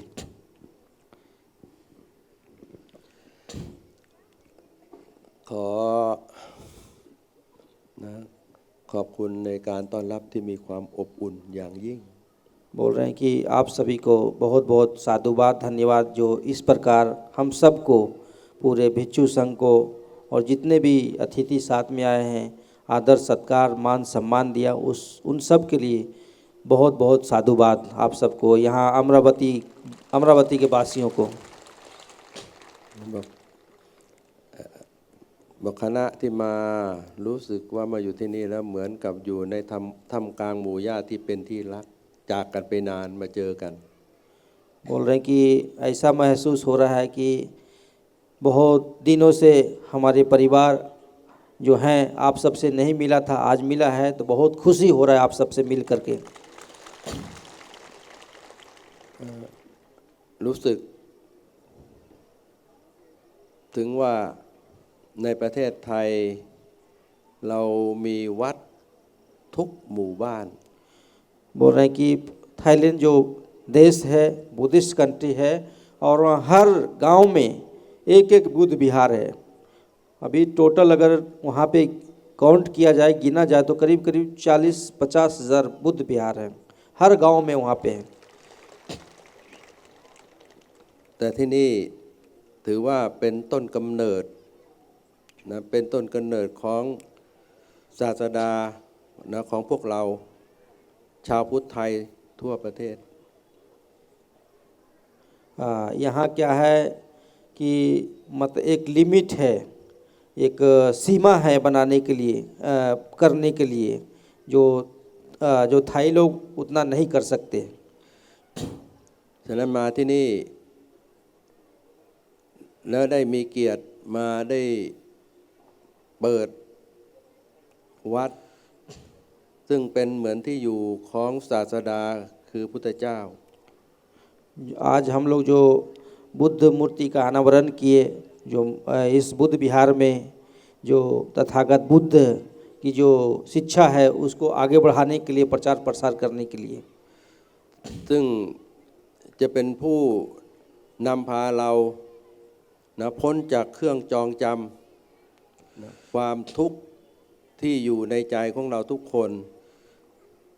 हम लोग को तथागत बुद्ध नेतृत्व कर रहे हैं, हमें रास्ता दिखाए हैं कि हमारे अंदर हमारे चित्त में जो बहुत सारे लोभ मोह तृष्णा है, बहुत सारे जो बुराइयां हैं उसको ख़त्म करना है। ให้พ้นจากเครื่องจองจำทุกอย่าง แล้วก็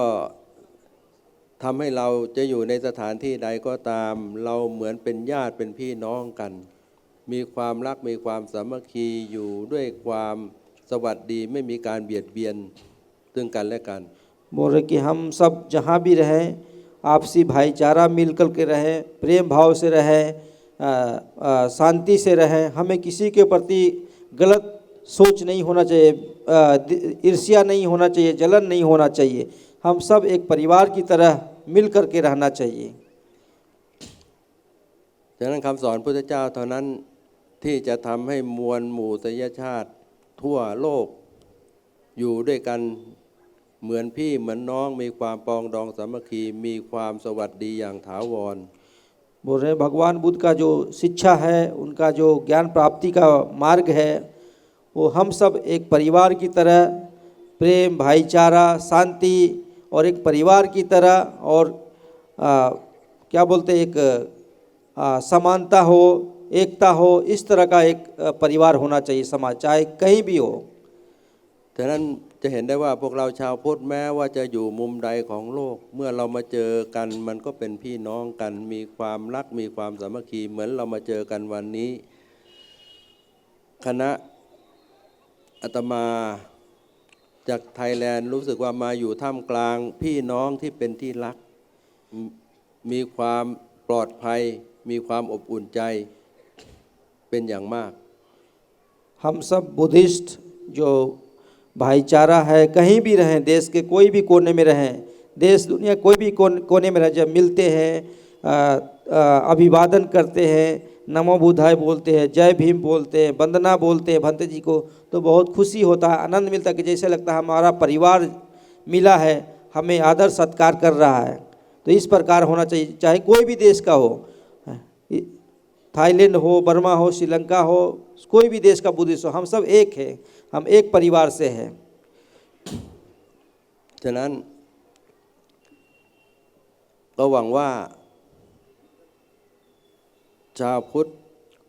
พี่น้องพุทธของเราในสถานที่นี้จะมีความงอกงามและติดตามไปถึงประเทศไทยเราจะร่วมมือกัน ามัคคีกันสร้างความสันติภาพให้เกิดขึ้นกับเพื่อนมนุษยชาติร่วมโลกกัน बोल रहे हम सब जितने भी भाई बहन हैं, उपासक उपासिका हैं, मिल करके शांति से समानता से रह करके और जो हमारा बौद्ध धर्म का जो प्रचार प्रसार है, बौद्ध धर्म को आगे बढ़ाने का है, जो इन भारत में भारत को बौद्ध में मनाने का काम है, वो हम सब मिल करके कर सकते हैं, अकेले नहीं कर सकता है। हम सबको एक साथ आना होगा इस कार्य के लिए। สุดท้ายขออำนาจคุณพระศรีรัตนตรัยประทานพรให้ทุกท่านไร้โลกโชคดีมีความสุขให้มีดวงตาเห็นธรรมที่พระพุทธเจ้าตรัสรู้ไว้แล้วทุกประการเจริญพร बोल रहे हैं कि हम सबको जो तथागत बुद्ध से मिला है, उनकी शिक्षा, उनका मार्ग, जो उन्होंने ज्ञान प्राप्ति किया है, वो हम सब के लिए प्रेरणादायी है और एक सही दिशा सही मार्ग देगा। उसी पे चल करके हम सब का मानव जाति का कल्याण होगा। यही बनते जी कर रहे हैं। आप सबको नमस्ते चरण फोन बोल रहे हैं। नमस्ते जो थाई में बोला जाता है चरण फोन, मतलब नमो बुद्धाय, जैसे हम लोग नमस्ते बोलते हैं, जय भीम बोलते हैं, सवड्डी खाप थाई में बोलते हैं। Pay respect to my teacher Bhikkhu Sangha and say hello to Buddhist Indian Buddhist people, lovely Indian Buddhist people. मैं सबका अभिवादन करता हूँ। भगवान बुद्ध, बाबा साहब, मेरे गुरु टीचर और जितने भी यहाँ पर बुद्धिस्ट लोग आए हैं, उन सबका अभिवादन करता हूँ, धन्यवाद करता हूँ।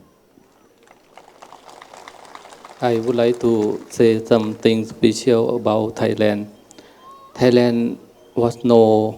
about the land of smile. मैं थाईलैंड के बारे में कुछ बताना चाहता हूँ कि थाईलैंड जो देश है वो एक मुस्कुराहट का देश कहलाता है। Why Thailand is the land of smile? Because of the Buddha. The Buddha tell us to avoid every bad thing. The Buddha tell us to do every good thing if we can do, and try to purify the mind. Thailand को मुस्कुराहट का देश इसलिए कहा गया है क्योंकि उसने भगवान बुद्ध का धम्म लिया है, जिसमें भगवान बुद्ध ने ये सिखाया है कि हमेशा जो है मुस्कुराते रहो, कोई गलत काम ना करो, सारे काम सही करो। When our mind full of love, metta, karuna, it's easy to give the smile to all of you. क्योंकि धम्म ने हमें मैत्री, करुणा, प्रेम ये सब कुछ सिखाया है। वही कारण है कि थाईलैंड को जो मुस्कुराहट का देश कहते हैं, और यही प्यार और सब कुछ मैं आज और हमारी संघ आपके लिए लेकर आई है। This manner of smiling occur because of the teaching of the Buddha. So we love, we proud of the Buddha, who are the son of Indian. ये जो सब कुछ हुआ है, जो जो लैंड ऑफ स्माइल कहा गया है, मुस्कुराहट का देश क्या है, इसका कारण जो है सिर्फ बुद्ध हैं और the son of क्योंकि और सबसे बड़ी बात यह है वो भारत के पुत्र हैं Buddha. You know, tourists from America, Europe, or many countries have been to travel in Thailand, around 40 million people. And then Thailand get income 22 lakh million. Thailand में बहुत से देशों से लोग ट्रैवल करते हैं, अमेरिका से, यूरोप से, कुछ बता रहे हैं कि 4 करोड़ लोग हर साल ट्रैवल करते हैं और पता नहीं कितने सारे करोड़ 22 लाख मिलियन कुछ बाट या डॉलर की बात कर रहे हैं, तो मुझे लगता है वो करोड़ों अरबों में उनकी उस देश की इनकम होती है। This happened because of we obey and follow the Buddha teaching and give the teaching of the Buddha in our heart and then show you by speaking, by doing the good thing. ये इसीलिए हो रहा है या इसीलिए ये चीज़ें चल रही हैं क्योंकि थाईलैंड एक बुद्धिस्ट राष्ट्र है जो सबको प्रेम करना सिखाता है, शांति का संदेश देता है। यही कारण है आज पूरे वर्ल्ड में थाईलैंड हमेशा टूरिज़्म में पहले या दूसरे नंबर पे या तीसरे नंबर पे ही रहता है। इसका कारण बुद्ध का धम्म ही है। The main point we come here because of we have a plan to give ordination to 100 novices and then give them to become a monk in the future. We want Sangha in India stronger and stronger. हम यहाँ पर इसलिए आए हैं क्योंकि हम जो है कल भारत से 100 श्रामणेर बना रहे हैं और उन्हें धम्म यात्रा के लिए लेकर जा रहे हैं अपने साथ, और वो ये भी चाहते हैं आने वाले समय में जो भारत की संघ है, भिक्खु संघ है, वो और मजबूत हो, जिसके लिए हम साथ देने के लिए तैयार हैं। And another lesson, we want or encourage you to study, to following the Buddha teaching, and then Indian will become the land of smile like a Thailand. हम आपको एनकरेज करने आए हैं, आपका उत्साह बढ़ाने आए हैं ताकि आप भी जो है बुद्ध का धम्म जो है उसका आचरण करना शुरू करें और इंडिया को भी लैंड ऑफ स्माइल बना दे। जैसे थाईलैंड मुस्कुराहट का देश है, इंडिया भी मुस्कुराहट का देश बने। Now we have the same father. His name is Buddha. You are my mama, elder brother, younger brother, elder sister, younger sister. We have the same father. So we try to cooperate together to make the earth is calm and stay harmony. जय भीम। ये इनका मानना है कि हमारे पिता एक ही हैं, चाहे आप बुद्धिस्ट लोग हैं, हम हैं, हमारे पिता, हमारे टीचर, हमारे गुरु भगवान बुद्ध ही हैं। तो हम ये चाहते हैं हम दोनों को आपस में, दोनों राष्ट्रों को, बुद्धिस्ट लोगों को मिलकर काम करना चाहिए ताकि हम इस देश में और पूरे संसार में शांति और प्रेम का संदेश दे सकें, शांती फैला सकें। जय भीम। हे थायलंड येथील भिक्खू संघाकडनं आपल्याला अगदी उत्कृष्ट असं मार्गदर्शन मिळालेलं आहे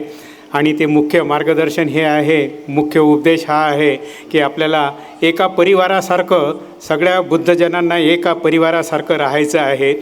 आणि समता आणि समानता ठेवायची आहे, ती प्रस्थापित करायची आहे। तसंच सगळ्यांनी एकत्रितपणे कामं करायची आहेत आणि सगळ्यांचा सन्मानसुद्धा आपल्याला करायचा आहे आणि त्यांच्या देशामध्ये त्यांनी जी प्रगती केलेली आहे ती प्रगती बुद्धाच्या धम्मामुळे प्रगती केलेली आहे असं त्यांचं म्हणणं आहे की बुद्धाचा धम्म हा आम्हाला एकत्रित राहायला शिकवतो आणि संघटित जो देश असतो तो प्रगती करू शकतो आणि त्यांची जी प्रगती आहे थायलंडची, ती थायलंडची प्रगती तथागताच्या धम्मामुळे होणारी ती प्रगती आहे। तर त्यांनी आपल्याला सुद्धा उपदेश असा केलेला आहे की भारतीय बौद्ध जे आहेत त्यांनासुद्धा आम्ही सहकार्य करायला तयार आहोत आणि त्यांनी तथागताचा जो धम्म आहे तो धम्म त्याचा चांगल्या प्रकारे म्हणजे आचार आणि विचारामध्ये तो धम्म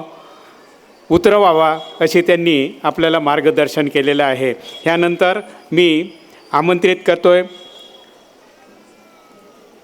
गगन मलिक फाउंडेशनचे आदरणीय गगन मलिक साहेब यांना. नमो बुद्धाय. जय भीम. भाई मैं भीम टेकड़ी में आया हूँ तो भीम की आवाज़ थाईलैंड तक पहुँचनी चाहिए. जय भीम. हाँ, अभी थोड़ा लग रहा है कि सही जगह पे आया हूँ मैं. सबसे पहले भिक्खु संघ का अभिवादन करता हूँ. थाईलैंड की भिक्खु संघ और भारत की भिक्खु संघ यहाँ पर हैं. हमारे बनते बुद्ध घोष जी भी यहाँ हैं, जो बड़े क्लोज़ हैं, एक परिवार की तरह हैं और हमारे अच्छे टीचर हैं. यहाँ पर जितने भी लोग हैं जिन्होंने आज ये ऑर्गेनाइज़ किया है इतना बड़ा कार्यक्रम, आप सब लोग आप यहाँ आए हैं, ऑर्गेनाइजर्स हैं, मैं सभी का अभिवादन करता हूँ. अगर आप यहाँ नहीं आएंगे, साथ नहीं देंगे तो कोई भी कार्यक्रम नहीं होगा. तो पहला अभिवादन आप सबको जाता है, सबसे बड़ा.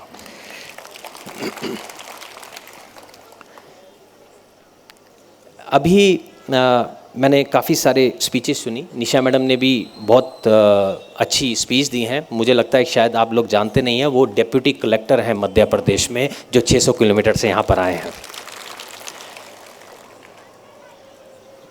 मैं एक हिंदू परिवार में पला बड़ा हूँ. मैं काफ़ी सारे एक्टिंग फील्ड में मैंने बड़े बड़े अच्छे रोल भी किए हैं. काफ़ी लगता है कि भगवानों की जितनी जिम्मेदारियां हैं वो मेरे कंधे पर डाली गई हैं, चाहे वो भगवान राम हो या कृष्ण हो या विष्णु हो या बुद्ध हो. तो ये करते करते बात ऐसे आगे बढ़ी कि मैं जो है श्रीलंका पहुंच गया. मतलब श्रीलंका के लोग यहाँ पर आए और मुझे एक फ़िल्म के लिए साइन कर लिया उन्होंने, जिसका नाम था श्री सिद्धार्थ गौतम, जिसमें भगवान बुद्ध की भूमिका मैंने निभाई. उसमें मेरे लिए एक बुद्ध एक कैरेक्टर थे. कि हिंदू परिवार से हूँ और मैं हैरान था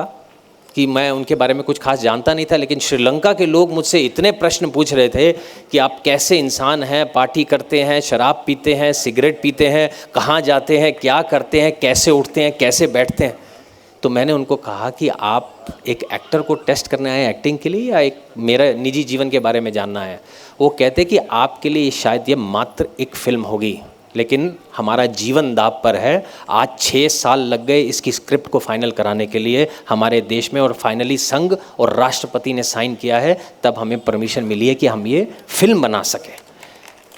फिल्म बनी.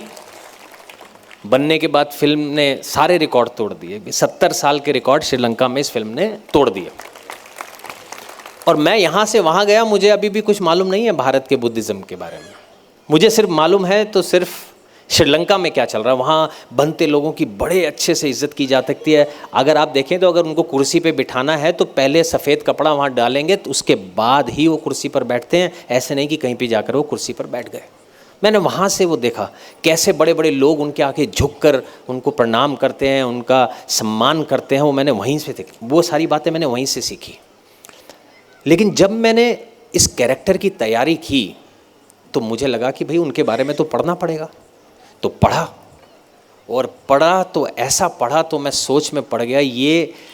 क्या ऐसा हुआ जो भारत के स्कूलों में और भारत में इतना बड़ा धम्म का खजाना बच्चों को सिखाया नहीं गया. ऐसी क्या चीज़ हुई भारत में. और ये कड़वी सच्चाई है कि मैंने अपने स्कूल में, एक अच्छे स्कूल से पढ़ा हूँ, भगवान बुद्ध के बारे में कुछ पढ़ा नहीं हुआ, ना कभी कुछ वहाँ पे पढ़ाया गया. बाबा साहब के बारे में कि उन्होंने संविधान लिखा है, बाबा साहब अम्बेडकर जयंती के दिन छुट्टी होती है, ये 2 बातें जानता था. और ये कड़वी सच्चाई है. आज भी आप जाके पूछ लेंगे कई हाई क्लास मिडिल क्लास लोगों से बुद्ध के बारे में, बाबा साहब के बारे में, तो वो भी आज भी ज़्यादा नहीं जानते. उनके घर में लाखों रुपए की बुद्ध की मूर्ति मिल जाएगी आपको कि आइए देखिए, ये मैंने आज 50 लाख रुपए की मूर्ति पेरिस से खरीद के लाया हूँ, ये भगवान बुद्ध की मूर्ति है. लेकिन उनके जीवन के बारे में, उनके धम्म के बारे में पूछूंगा, सिद्धार्थ के बारे में पूछूंगा, तो उनको कुछ भी मालूम नहीं है. बाबा साहब की तो आप बात भूल ही जाइए. जब मैंने वहाँ पर ये पढ़ा और मैंने कहा इतना बड़ा धम्म का खजाना है, ये जन जन तक पहुँचना चाहिए. और मैं श्रीलंका में ही कोशिश कर रहा हूँ. श्रीलंका में सब जगह गया तो प्रश्न उठे. वहाँ के संघ राजा ने कहा कि आप किस प्रकार के बुद्धिस्ट हैं, जो बुद्धिज़्म, आप किस प्रकार के इंसान हैं जो बौद्ध धर्म का प्रचार प्रसार कर रहे हैं, क्या आप बुद्धिस्ट हैं? पहले तो आप बताइए.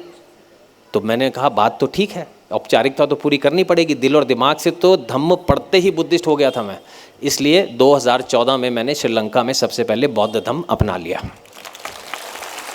उसके बाद मेरी जर्नी जो है उसके बाद आगे बढ़ी। वहाँ से फिर मैं कई जगह पर गया, वियतनाम जैसे देश में गया, श्रीलंका गया, कंबोडिया गया, बहुत सारे ऐसे जितने बुद्धिस्ट राष्ट्र हैं, थाईलैंड गया, वहाँ पे प्रचार प्रसार कर रहा था। तो उन्होंने मुझसे कहा, भाई ये तो बुद्धिस्ट राष्ट्र ऑलरेडी है, यहाँ बुद्धिज़्म का प्रचार प्रसार कर रहे हो, बहुत अच्छी बात है, लेकिन जो बुद्ध की भूमि है, जहाँ के बुद्ध हैं वो भारत, वहाँ पर बुद्धिज़्म के लिए आप क्या कर रहे हो, ये बात बताइए हमें।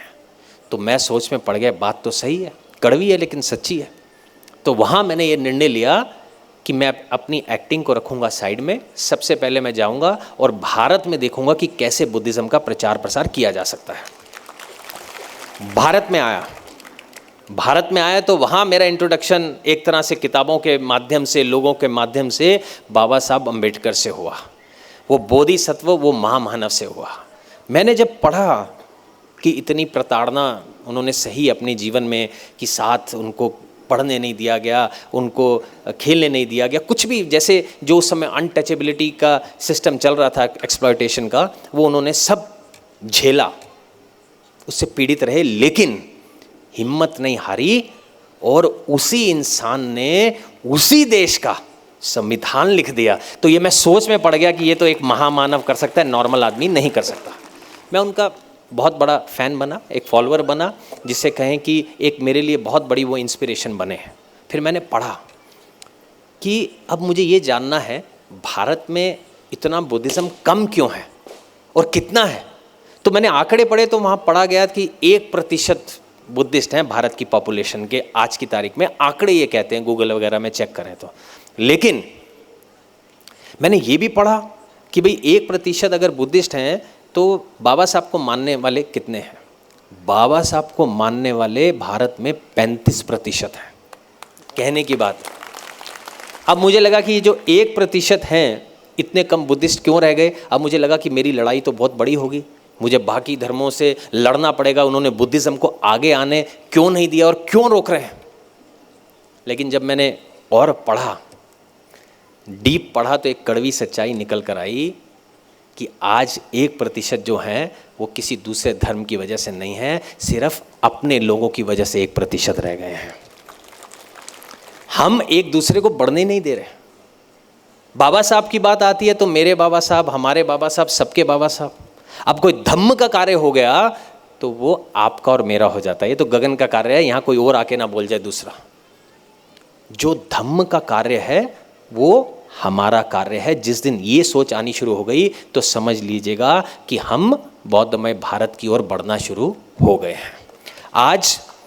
बहुत सारे लोगों को मैं बिहारों में गया हूँ, विहारों में जो भी जितना भी स्वागत हुआ, सब लोग बहुत अच्छे से तैयार हैं, इतने अच्छे से तैयार हैं कि मैं देखता रह जाता हूँ। खूबसूरत साड़ियाँ, खूबसूरत सूट, आदमी लेडीज़ बहुत अच्छे लगते हैं।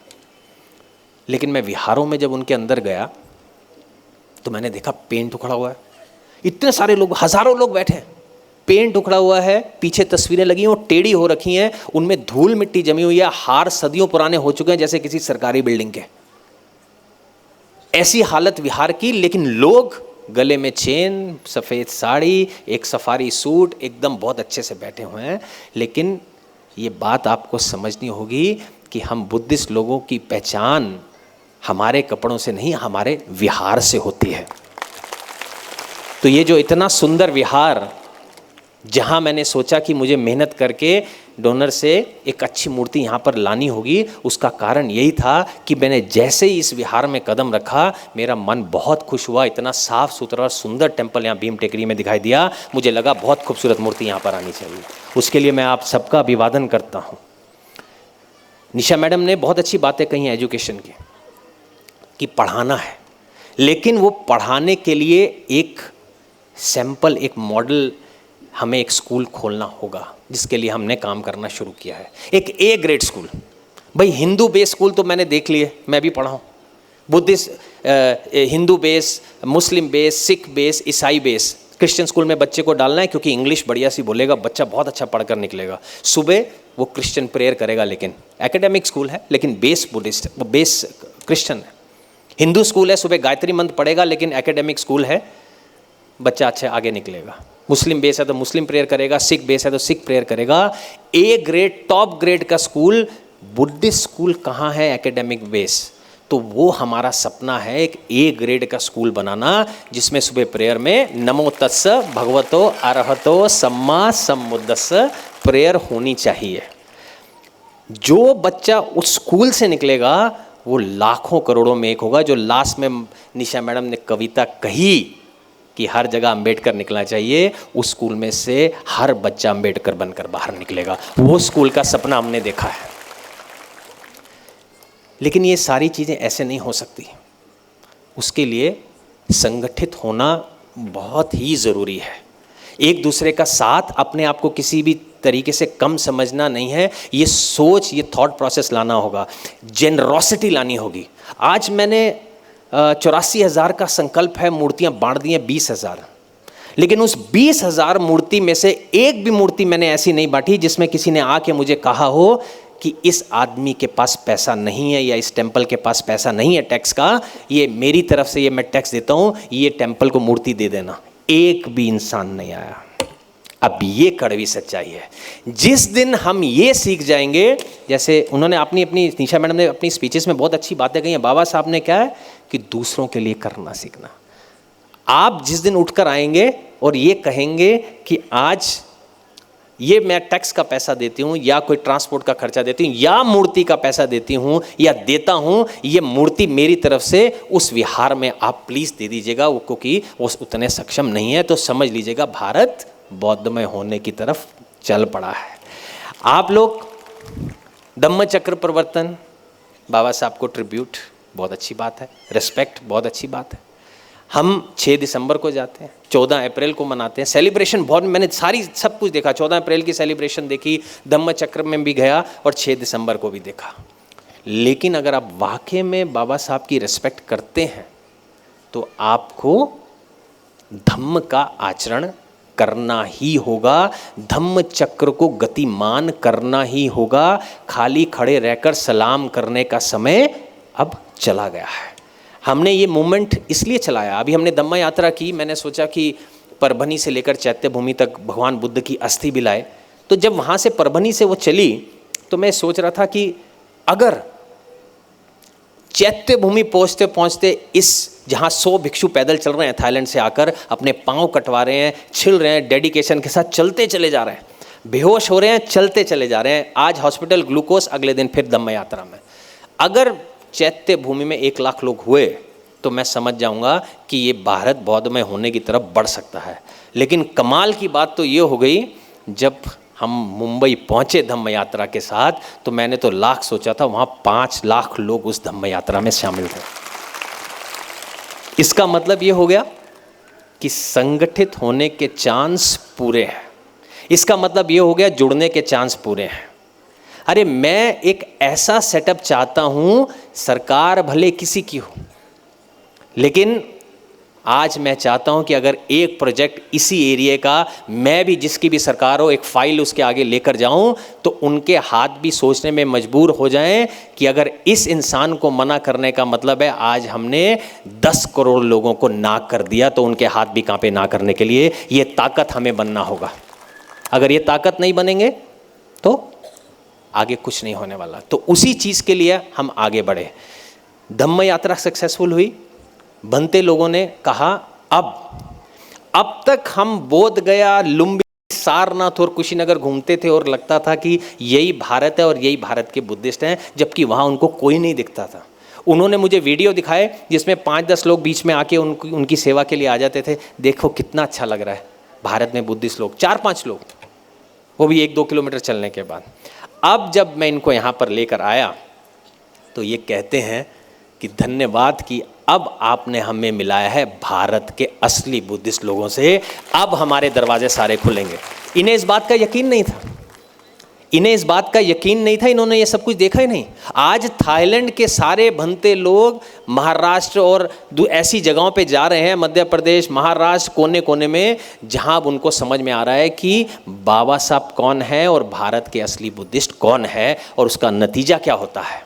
उसका नतीजा ये होता है कि वियतनाम की संघ 6 दिसंबर को चैत्य भूमि आती है और कहती है गगन आप बुद्ध की 84,000 मूर्तियाँ हैं यहाँ लगा रहे हो, इसका ऑपोजिट सेटअप हम वहाँ करना शुरू करेंगे हमारे देश में। और ऐलान किया कि अब हम वियतनाम में 1 नहीं 10 मूर्तियाँ बाबा साहब की लगाएंगे अलग अलग मोनेस्ट्रियों में। 3 मूर्तियाँ पहले चरण में लगेंगी जो बन के पहुँचने वाली हैं आज या कल में। आज 1 महीने से चली हुई है इंडोनेशिया में बाबा साहब की 3 मूर्तियाँ बनी हैं और वियतनाम पहुँचने वाली हैं। थाईलैंड के लोगों ने 14 अप्रैल आ रहा था तो 10 अप्रैल को बाबा साहब का स्कल्पचर एक बहुत सुंदर फेस बनाकर उसे सबके सामने लाइव कास्टिंग किया। वहाँ 500-700 लोग इकट्ठे थे, बहुत बड़ी मोनेस्ट्री थी, बहुत बड़े भिक्खु थे। उन्होंने वो कास्टिंग किया और कहा गगन बाबा साहब को देखकर उनको जानकर उनको सुनकर मैंने ये निर्णय लिया है कि यहाँ हम एक बहुत बड़ा गार्डन बनाएंगे और डॉक्टर अंबेडकर गार्डन उसका नाम देंगे और स्टैचू थाईलैंड में यहाँ पे लगाया जाएगा। इस तरह का सम्मान मिलना शुरू हो गया। आज ये सारे भंते यहाँ पर आए, आप जानते हैं किस लिए? मैंने उनको कहा कि 100 भिक्षु आकर यहाँ भारत में चले थाईलैंड के, कितना सम्मान मिला। हमारे बुद्धिस्ट लोगों ने इतना दिल से सम्मान दिया जिसे समझाना बड़ा मुश्किल है, मैं आपको उसको बयान नहीं कर सकता। उनके पाँव के नीचे टाँके लगते थे बिना सुन्न किए हर रोज़ रात को, ये मैंने अपनी आंखों से देखा है, क्योंकि वो नंगे पाँव चलते थे। पैर कटे हुए हैं लेकिन जब वो टाँके लगवा रहे थे तो उनके चेहरे पर मुस्कुराहट थी। तो मैंने कहा आपको दर्द नहीं हो रहा? हंस रहे थे। कह रहे जितना प्यार भारत के बुद्धिस्ट लोगों ने दिया है ना, इसने सारा दर्द भुला दिया है गगन, तो अब हमें दर्द नहीं होता, हमें बस चलना है। वो जज्बा मुझे पैदा करना है भारत के बुद्धिस्ट लोगों में। तो इन्होंने अब निर्णय लिया कि अब हम आएंगे और पहली बार हिस्ट्री क्रिएट करेंगे। श्रामणेर शिविर तो बहुत देखे हमने, मैंने कई बार ऐसा भी देखा श्रामणेर शिविर जो सुबह 100 लोगों को श्रामणेर बनाया, अगले दिन वो नॉर्मल कपड़ों में थे, वो कहते 1 दिन का था। तो मैंने कहा वहीं सैलून में जाके हजामत करा लेते थे, ये श्रामणेर बनने की क्या ज़रूरत थी। अब इन्होंने उनको श्रामणेर बनाना है कल 100 भिक्षुओं को, 100 लोगों को। श्रामणेर बनाने के बाद उनको 3-4 दिन की ट्रेनिंग नागपुर में देंगे, नागपुर में बनेंगे। नागपुर में ट्रेनिंग देने के बाद वो कहते हैं इन्हें हम यहाँ से सीधा राजगीर लेके जाएंगे, 2 दिन वहाँ मोनेस्ट्री में रखेंगे, वहाँ से वेनुवन लेके जाएंगे और वहाँ पर उन्हें उपसंपदा देंगे, भिक्खु बनाएंगे ताकि वो 227 प्रिसेप्ट फॉलो कर सके। श्रामणेर सिर्फ 10 रूल फॉलो करता है और भिक्खु 227, तो 227 रूल फॉलो करना सिखाएंगे। वेनुवन से हम जाएंगे बोध गया पैदल लेकर 3 दिन। बोध गया में थाईलैंड की मोनेस्ट्री में वो 3 दिन रहेंगे और हमसे सीखेंगे। बोध गया से जाएंगे सारनाथ, 2 दिन सारनाथ, सारनाथ से जाएंगे श्रावस्ती, 3 दिन श्रावस्ती, श्रावस्ती से जाएंगे धर्मशाला, धर्मशाला में 10 दिन रहेंगे और 600 किलोमीटर की पद यात्रा पैदल धर्मशाला से लेकर लेह लद्दाख तक करेंगे। रोज 20 किलोमीटर चलेंगे। ये भारत के लोगों को भिक्खु बनाकर वहाँ ये कार्रवाई आप करने जा रहे हैं। अगर बौद्धमय देश करना है तो ये कार्रवाइयाँ हमें करनी ही होंगी आने वाले समय में। आपको ये प्रण लेना होगा, चाहे 1 महीने के लिए, चाहे 2 महीने के लिए, चाहे 3 महीने के लिए और मिनिमम 15 दिनों के लिए अपने बच्चे को थोड़े समय के लिए श्रामणेर या भिक्खु आपको बनाना ही होगा, अगर आप चाहते हैं आपका बच्चा सही रास्ते पर चले और धम्म का अच्छे से प्रचार प्रसार हो। उसकी कोशिश, उसकी मुहिम आज हमने कल हम शुरू करने वाले हैं। और उसके लिए जो दरवाजे पहले कभी नहीं खुले थे, आज थाईलैंड की मोनेस्ट्रियों ने अपने दरवाजे खोल दिए हैं। और अमरावती से भी जो लोग ये चाहेंगे कि हमें भिक्खु बनना है, हमें आगे बुद्धिज़्म के बारे में सीखना है और कोई प्रॉब्लम भी उनको है, तो वो हमारी फाउंडेशन को कांटेक्ट करें। हम उन्हें थाईलैंड क्यों ना भेजना पड़े, भेजकर उनको प्रॉपर ट्रेनिंग दिलवाने का काम करेंगे, लड़कों को भी और लड़कियों को भी। लड़कियों को पीछे नहीं छोड़ेंगे। ये कारवां लेकर हम आगे बढ़ रहे हैं। मैं चाहता हूँ आप लोग एक साथ एकजुट हों। और एक और अनाउंसमेंट, ये भी पहली बार हुआ, United Nations day of Vaisakh मनाया जाता है, बुद्ध पूर्णिमा, वहाँ 1 और 2 जून को मनाया जा रहा है थाईलैंड में। और पहली बार ऐसा हुआ है, उन्होंने हमें 100 लोगों का कोटा दिया है कि भारत से जो भी 100 लोग आप लेकर आना चाहते हो आज बुद्ध पूर्णिमा अटेंड कर लेगी, जो वहाँ की सबसे बड़ी बुद्ध पूर्णिमा होती है, आप वहाँ पर लेकर आ सकते हैं। अब क्या हो रहा है कि धीरे धीरे लोग थाईलैंड, वियतनाम, कंबोडिया, श्रीलंका, इन सब के दरवाजे खुलते जा रहे हैं। आज भारत में लोग चाहे ये कहें ये बुद्ध की भूमि और बुद्ध के लिए कुछ करें या ना करें, हम उन्हें इंटरनेशनल बाहर के बौद्ध राष्ट्रों से जोड़कर इतना मजबूत बना देंगे कि वो वाकई में बुद्ध की भूमि उन्हें दिखाई देना शुरू हो जाएगा। लेकिन उसके पीछे सारा उपासकों का बहुत बड़ा रोल रहेगा। मैं चाहता हूँ, मुझे मालूम है सब लोग, अच्छा मेरे से भी बोर हो जाओ तो बीच में तालियां बजा देना, मैं भी ऐसे ही करता था कई बार। स्कूल के प्रिंसिपल कई बार बात करते थे तो हम भी, जब वो बहुत देर से बात कर रहे थे तो हम भी बीच में ताली बजाते थे, बहुत हो गया, थैंक यू, बहुत अच्छा बोला आपने। आखिरी बात बोलता हूँ मैं, आखिरी बात ये है कि अब हमें जो है मिलकर काम करना होगा, एक दूसरे का साथ देना होगा, संगठित होना होगा। और आपको विश्वास दिलाता हूँ, हम स्किल डेवलपमेंट के प्रोग्राम ला रहे हैं, बनते लोगों के लिए एक ओल्ड एज होम की भी तैयारी कर रहे हैं और जोड़ने की कोशिश कर रहे हैं भिक्खु संघ को यहाँ से, बाहर के देशों से, आप लोगों के बाहर के देशों में जितने भी बुद्धिस्ट राष्ट्र हैं, ताकि आप अच्छी गाइडलाइंस ले सकें, सीख सकें। हमारे लोगों ने कोशिश हमेशा से ये की है कि कहीं ये कनेक्शन बाहर दूसरे को कनेक्शन में अपन मिल ना जाए, कहीं मुझे ना भूल जाए, लेकिन वो सारे कनेक्शन आज मैं तोड़ना चाहता हूँ और चाहता हूँ कि सब आप लोगों का डायरेक्ट कनेक्शन हो, ताकि अच्छे से बुद्धिज़्म का भारत में प्रचार प्रसार हो जाए, ताकि ये वाकई में बुद्ध की भूमि बने और बाबा साहब का सपना, जो कि अब मेरा सपना भी है, वो बौद्धमय भारत का सपना पूरा हो सके। अब ये क्रांति बार बार नहीं आती है दोस्तों, ये क्रांति बार बार नहीं आती है। ये जो धम्म चक्र अब गतिमान हुआ है, ये जो चला है, ये बुद्ध की मूर्ति, एक मूर्ति, 100 मूर्तियाँ, हज़ारों मूर्तियाँ मैंने जो बांट रहा हूँ या बांटी हैं, इसका कारण सिर्फ खाली मूर्ति बांटना नहीं है, इसका कारण है आप सबको संगठित करना और बुद्ध के बारे में बात करना। और ये मेरा पहला चरण है, आखिरी चरण घर घर धम्म पहुँचाना है, जो हम पूरी कोशिश कर रहे हैं और पहुँचा कर रहेंगे। एक बार फिर से जितने भी यहाँ पे ऑर्गेनाइज़र हैं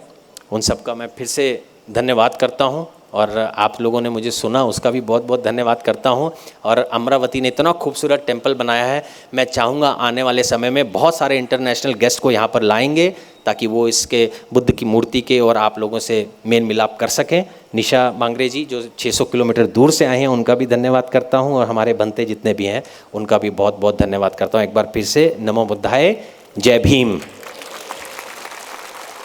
मैंने बाहर ये कहा है कि भारत में नमो बुद्धाय अधूरा है जब तक आप जय भीम नहीं कहेंगे, सबको कहा है। तो जब हम जय भीम बोलें संगठित रूप से, तो बात जो है वो थाईलैंड तक पहुंचनी चाहिए। जय भीम। साधु।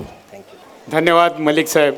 मलिक साहेबांनी अत्यंत उत्कृष्ट असं मार्गदर्शन केलेलं आहे आणि त्यांचं जे स्वप्न आहे की संपूर्ण भारत बुद्धमय करायचा आहे, त्या स्वप्नामध्ये आपणही त्यांना सहकार्य करूया आणि त्यांचा जो संकल्प आहे तो संकल्प पूर्णत्वास जावो अशा त्यांना आपण शुभेच्छा देऊया. अभिवादनते रेतने चांग बुद्धा पचाइनो चत्तारो धम्मा वादान्ति आयुवन्नो सुखं फलं साधु साधु साधु। आप सबको बहुत बहुत धन्यवाद, साधुवाद। और इतने तरीके से आप लोग ने आदर सम्मान सत्कार किया, बहुत बढ़िया से डेकोरेशन किया, उसके लिए साधुवाद। आप सभी को जय भीम, जय जय जय जय जय भीम। आप सब में ये ऊर्जा होना चाहिए, ताकत होना चाहिए कि आवाज़ बोले तो एक सुर में होना चाहिए। थाईलैंड, बर्मा, श्रीलंका सब जगह जाना चाहिए। जय भीम। बहुत बहुत धन्यवाद, साधुवाद। ये होना चाहिए ऊर्जा। अगर बाबा साहब की संतान है तो ताकत होना चाहिए, ऊर्जा होना चाहिए। धन्यवाद. मान देऊन थायलंड येथील भिक्खू संघ इथे उपस्थित झाला आणि आपल्याला उत्कृष्ट मार्गदर्शन केलेलं आहे. मी बौद्ध धम्म प्रचार समितीच्या वतीने त्यांचे मनपूर्वक आभार मानतोय. तसेच गगन मलिक फाउंडेशनचे आयुष्यमान गगन मलिक यांनीसुद्धा आमच्या विनंतीला मान देऊन त्यांनी इथे उपस्थिती दर्शवली आणि आम्हाला मार्गदर्शन केलं. मी त्यांचासुद्धा मनपूर्वक आभारी आहे. भारतीय बौद्ध भिक्खू महासंघाचे सदस्य इथे उपस्थित झाले. त्यांचासुद्धा मी मनपूर्वक आभार मानतोय.